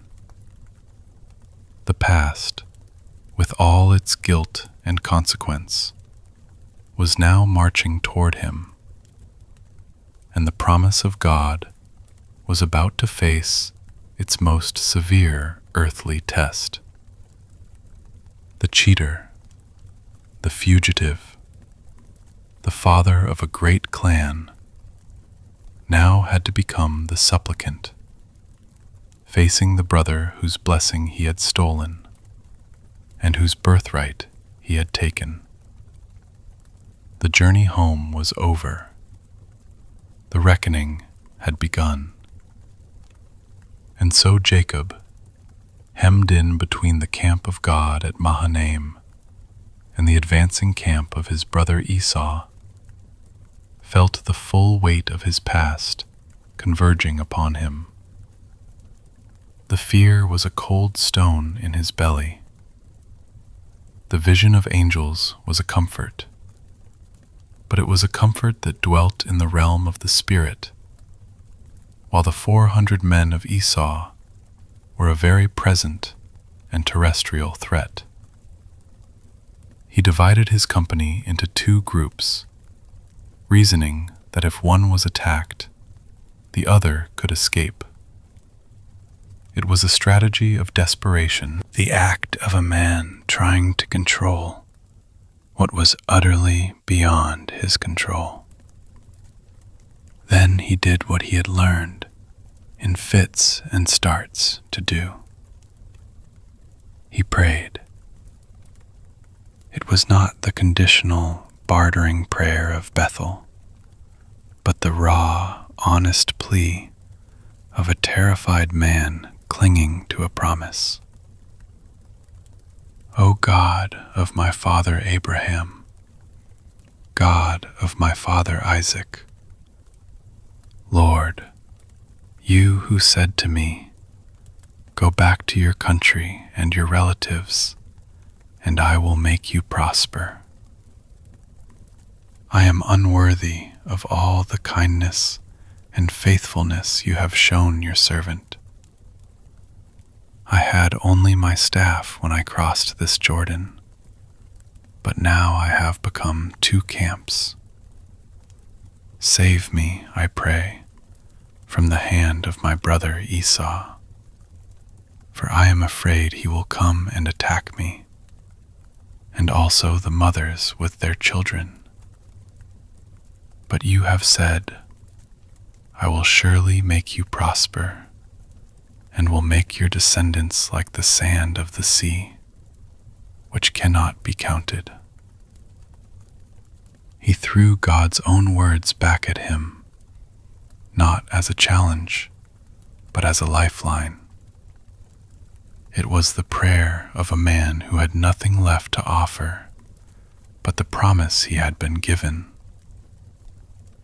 Having prayed, he moved into action, the planner, the schemer, yet now his schemes were tempered by prayer.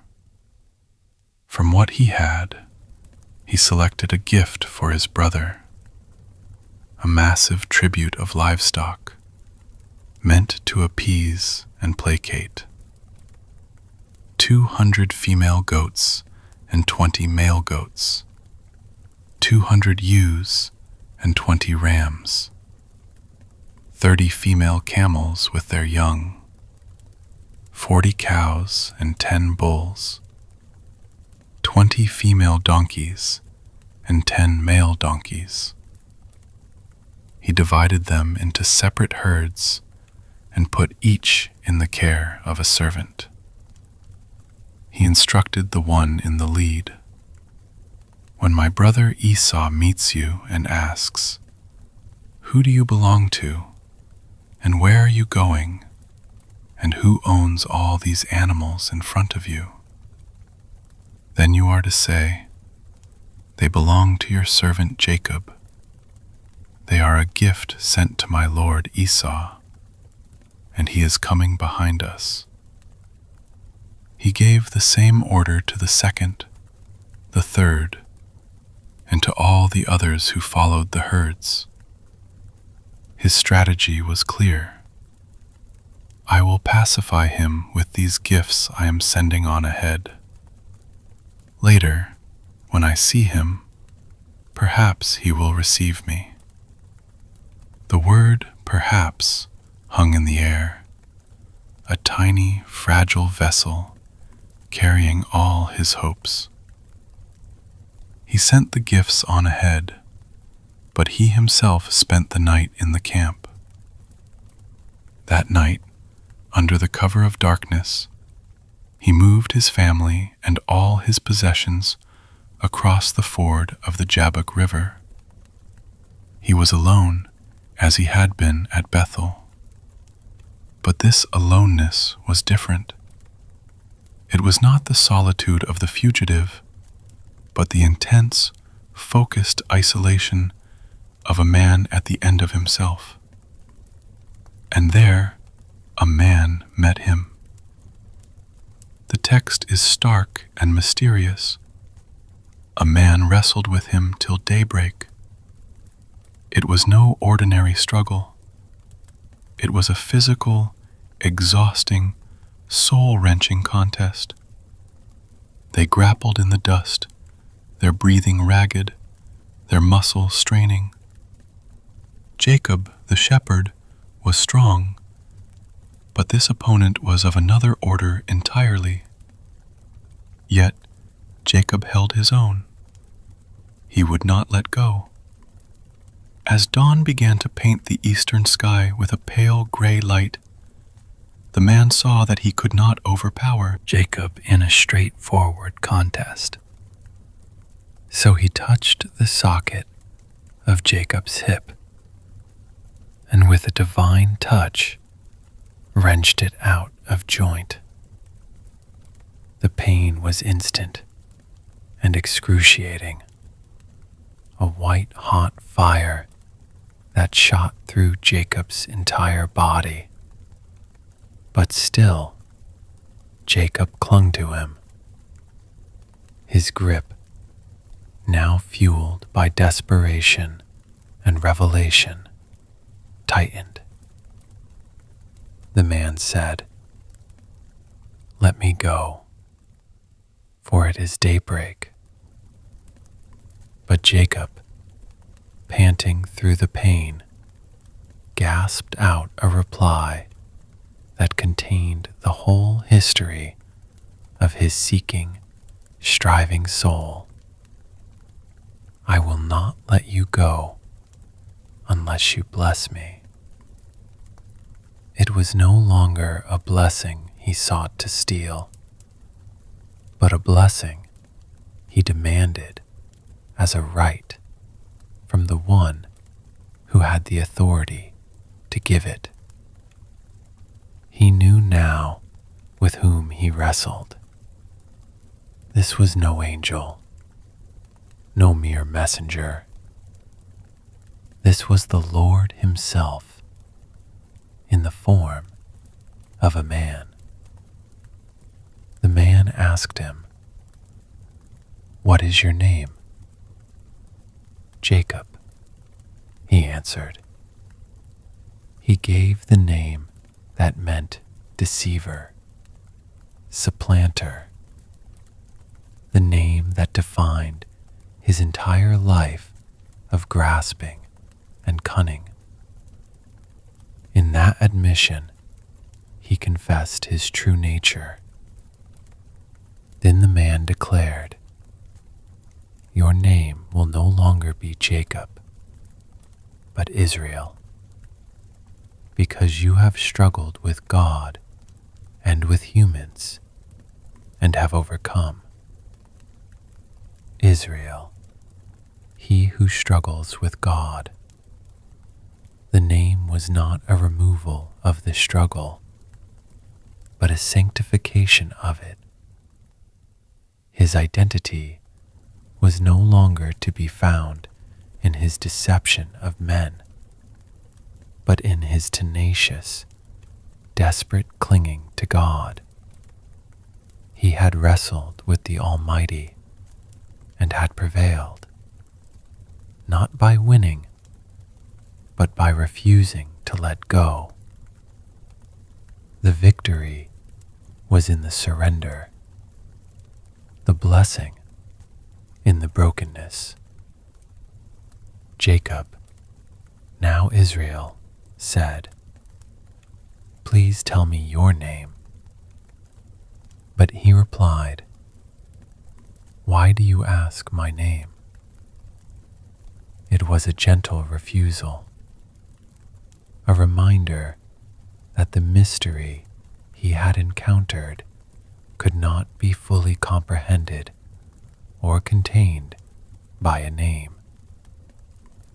Then he blessed him there.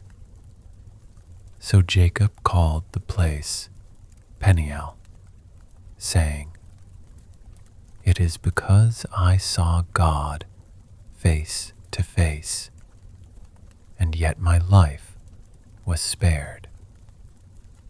The sun rose above him as he passed Peniel, and he was limping because of his hip. The walker was now a limper. The shrewd, self-sufficient man now bore a permanent physical reminder of his own weakness, and the night he wrestled with God and was broken into a new creation. The walker was now a limper.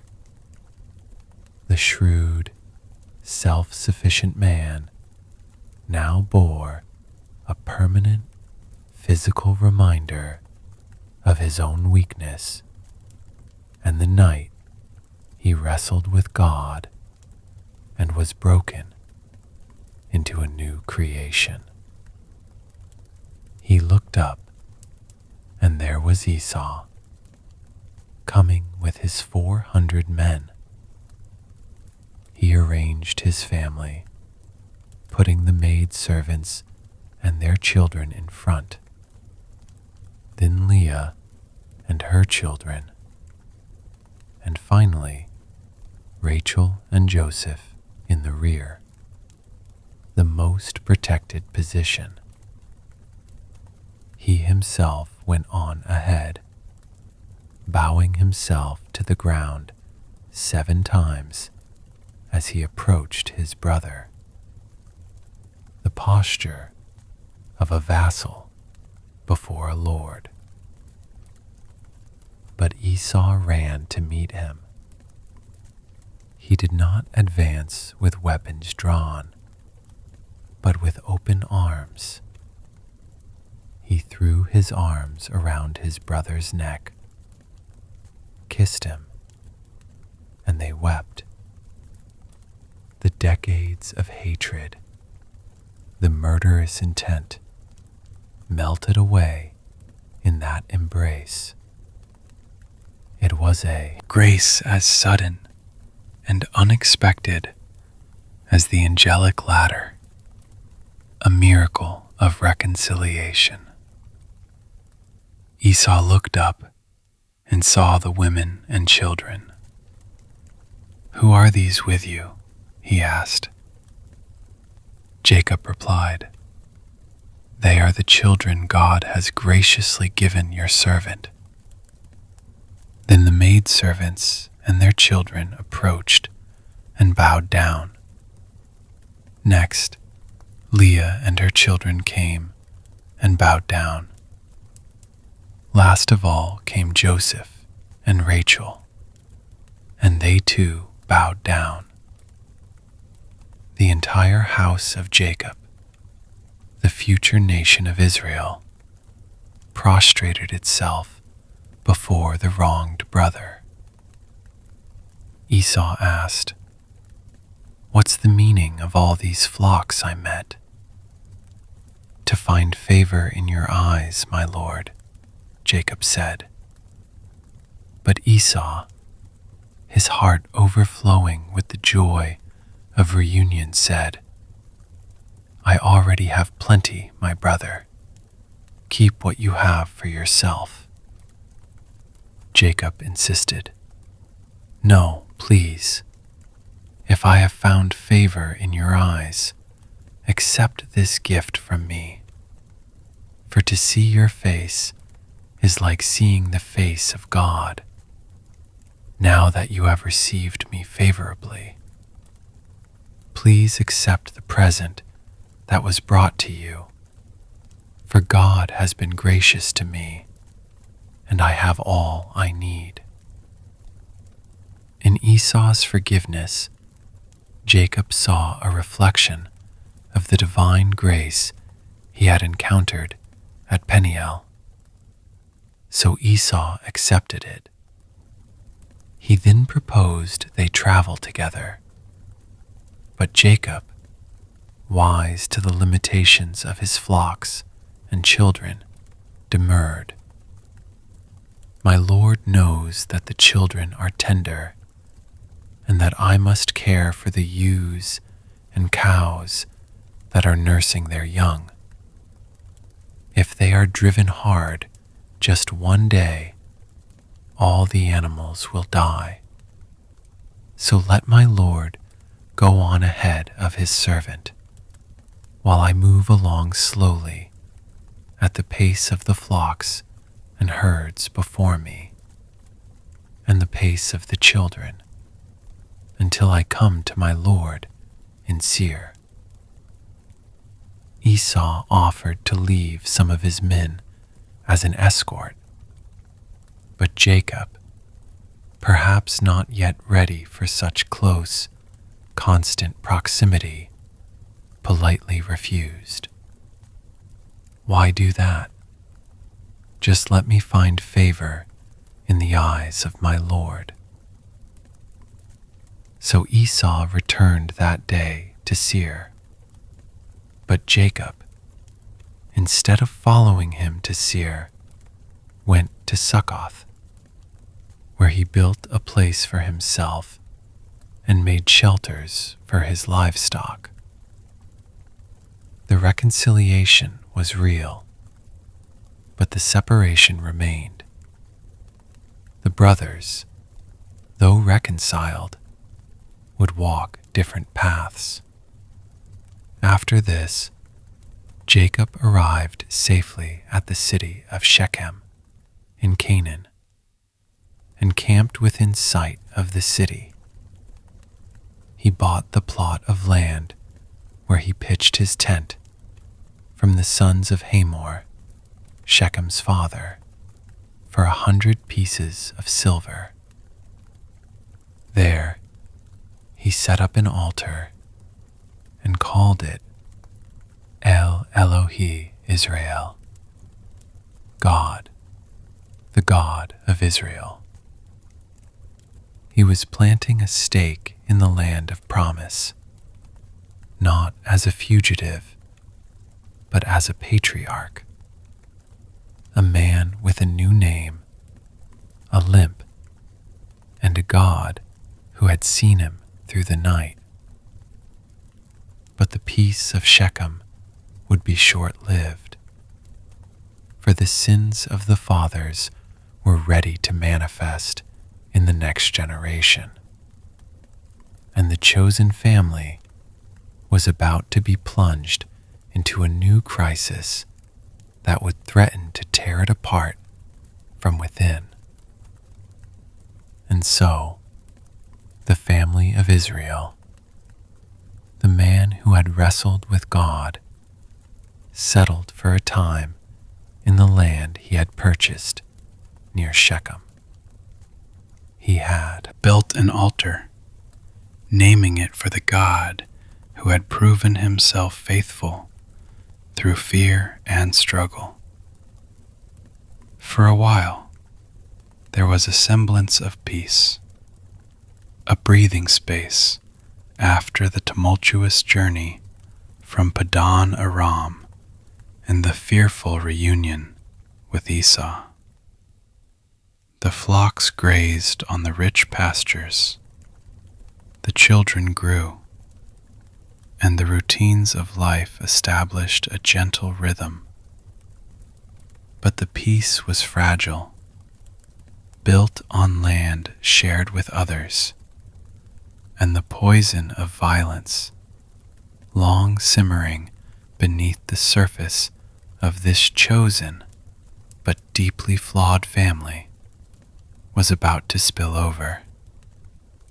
Dinah, the daughter Leah had borne to Jacob, went out to visit the women of the land. She was young, curious, eager to see the world beyond her father's tents. And Shechem, the son of Hamor the Hivite, the ruler of that area, saw her. He took her and raped her. But then his soul was drawn to Dinah. He loved the young woman and spoke tenderly to her. He went to his father Hamor and said, "Get me this girl as my wife." When Jacob heard that his daughter Dinah had been defiled, his sons were in the fields with his livestock, so he did nothing until they came home. He held his peace, but a cold fury settled in his heart. This was not the fear he had felt with Laban or Esau. This was the righteous, protective anger of a father, complicated by the precariousness of their situation as aliens in the land. Hamor came out to Jacob to speak with him. He proposed an alliance, a merging of their peoples. "My son Shechem has his heart set on your daughter. Please give her to him as his wife. Intermarry with us. Give us your daughters, and take our daughters for yourselves. You can settle among us. The land is open to you. Live in it, trade in it, and acquire property in it. Shechem himself added his plea, offering any bride price, no matter how exorbitant. Let me find favor in your eyes, and I will give you whatever you ask. Make the price for the bride and the gift I am to bring as great as you like, and I'll pay whatever you ask me. Only give me the young woman as my wife." But Jacob's sons, returning from the fields, were filled with grief and fury when they heard what had happened. Shechem had done an outrageous thing in Israel by lying with Jacob's daughter, a thing that should not be done. Their anger was white hot, a flame fed by a sense of tribal honor and a deeper, more personal shame. They answered Shechem and his father Hamor deceitfully, for their sister Dinah was the reason. The capacity for guile, it seemed, ran strong in the blood of Israel. They said to them, "We can't do such a thing. We can't give our sister to a man who is not circumcised. That would be a disgrace to us. We will enter into an agreement with you on one condition only, that you become like us by circumcising every male among you. Then we will give you our daughters and take your daughters for ourselves. We'll settle among you and become one people. But if you will not agree to be circumcised, we'll take our sister and go." Their proposal seemed good to Hamor and his son Shechem. The young man, who was highly respected in his father's household, lost no time in doing what they said, because he was delighted with Jacob's daughter. So Hamor and his son Shechem went to the gate of their city to speak to the men of their city. "These men are friendly toward us," they said. "Let them live in our land and trade in it. The land has plenty of room for them. We can marry their daughters, and they can marry ours. But the men will agree to live with us as one people only on the condition that our males be circumcised, as they themselves are. Won't their livestock, their property, and all their other animals become ours? So let us agree to their terms, and they will settle among us." All the men who went out of the city gate agreed with Hamor and his son Shechem, and every male in the city was circumcised. 3 days later, while all of them were still in pain, 2 of Jacob's sons, Simeon and Levi, Dinah's full brothers, took their swords and attacked the unsuspecting city, killing every male. They put Hamor and his son Shechem to the sword and took Dinah from Shechem's house and left. Then Jacob's other sons came upon the dead bodies and looted the city where their sister had been defiled. They seized their flocks and herds and donkeys and everything else of theirs in the city and out in the fields. They carried off all their wealth and all their women and children, taking as plunder everything in the houses. Jacob was horrified, not only at the violence, but at the peril it invited. He said to Simeon and Levi, "You have brought trouble on me by making me a stench to the Canaanites and Perizzites, the people living in this land. We are few in number, and if they join forces against me and attack me, I and my household will be destroyed." But the brothers retorted with a fury that brooked no argument. Should he have treated our sister like a prostitute? The deed was done. The stain of blood was on the land and on the hands of Jacob's sons. The family, now enriched by plunder but morally impoverished, was now a target. The word of this massacre would spread, and the surrounding peoples would look upon them not as peaceful sojourners, but as treacherous and deadly invaders. Then God said to Jacob, "Go up to Bethel and settle there, and build an altar there to God, who appeared to you when you were fleeing from your brother Esau."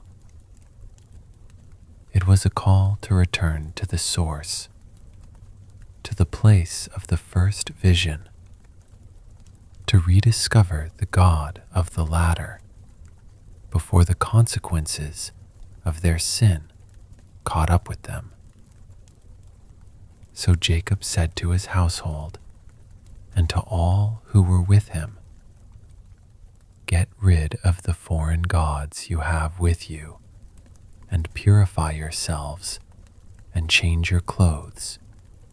Then come, let us go up to Bethel, where I will build an altar to God, who answered me in the day of my distress, and who has been with me wherever I have gone."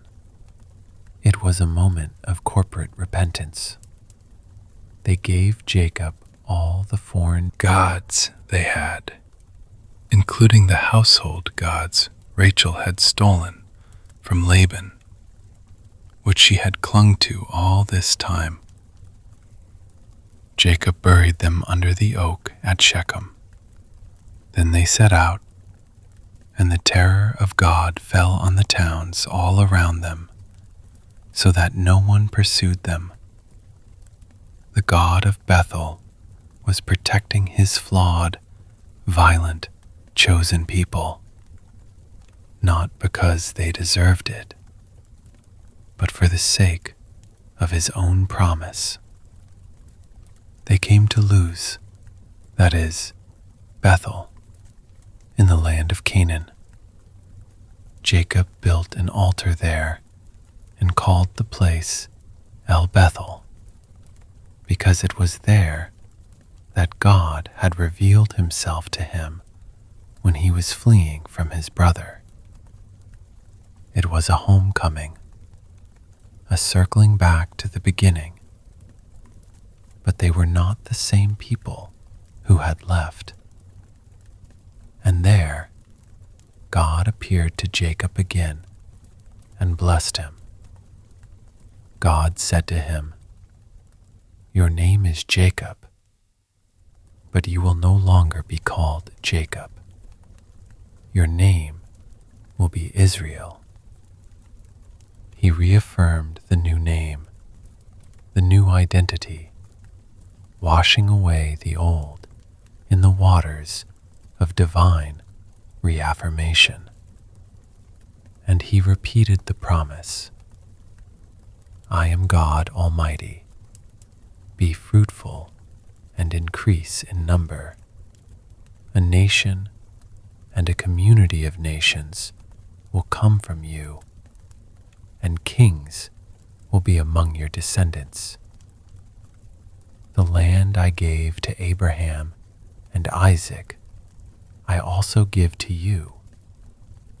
and I will give this land to your descendants after you." Then God went up from him at the place where he had talked with him. Jacob set up a stone pillar at the place where God had talked with him, and he poured out a drink offering on it. He also poured oil on it.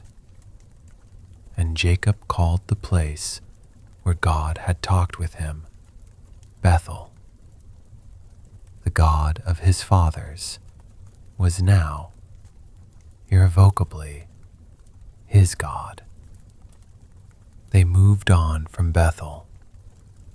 While they were still some distance from Ephrath, Rachel began to give birth and had great difficulty. As she was having great difficulty in childbirth, the midwife said to her, "Don't despair, for you have another son." The words were meant as comfort, but they were a death sentence. As she breathed her last, for she was dying, she named her son Ben-Oni, which means son of my trouble. But his father, refusing to let the boy be defined by the sorrow of his birth, named him Benjamin, son of my right hand, a name of strength and favor. So Rachel died and was buried on the way to Ephrath, that is, Bethlehem. Jacob set a pillar over her tomb, a monument to his great love and his great loss. The laughter of his life was silenced. The beloved wife was gone, and with her death, a part of Jacob's heart was sealed in a tomb near Bethlehem. The journey of Israel was paved with such altars of remembrance and such graves of grief. Israel moved on again and pitched his tent beyond Migdal Eder. It was there, in the shadow of his deepest personal loss, that another shame was revealed. Reuben, Jacob's firstborn, the son of Leah, went in and slept with Bilhah, his father's concubine. And Israel heard of it. The family was unraveling from within. The sin of the sons was a mirror of the world around them, and the chosen line seemed mired in the same depravity. Jacob said nothing, but the silence was heavy with judgment. The firstborn had forfeited his birthright, just as Esau had despised it. The text, with stark simplicity, lists the 12 sons of Israel, the heads of the tribes to come: Reuben, Simeon, Levi, Judah, Issachar, Zebulun, all sons of Leah, Joseph and Benjamin, sons of Rachel, Dan and Naphtali, sons of Bilhah, Gad and Asher, sons of Zilpah. This was the family, the messy, contentious, glorious, and tragic foundation of the nation. Finally, Jacob came home to his father Isaac at Mamre, near Kiriath Arba, that is, Hebron, where Abraham and Isaac had stayed. Isaac was old and full of years, a quiet patriarch who had lived a quieter life than his father or his son. He breathed his last and died, and was gathered to his people, old and satisfied with life. And his sons, Esau and Jacob, buried him. The brothers stood together once more, not in conflict or reconciliation, but in the shared final duty to a father. The past was truly buried now with Isaac. The age of the fathers was over. The age of the sons of the 12 tribes was beginning. And the story turned its gaze to the one son who seemed most different, the one in whom the Spirit of God was so evident, the son of Jacob's old age, the son of Rachel, Joseph. And the brothers, seeing their father's love for him, and hearing the dreams he dreamed of sheaves and stars bowing down to him, hated him all the more. They could not speak a kind word to him. The stage was set for the next great act of God's providence, an act that would be forged not in the promises given to patriarchs, but in the pit of a well, in the chains of slavery, and in the courts of a foreign king. The family would be torn apart that it might be saved, and through its saving, save the world.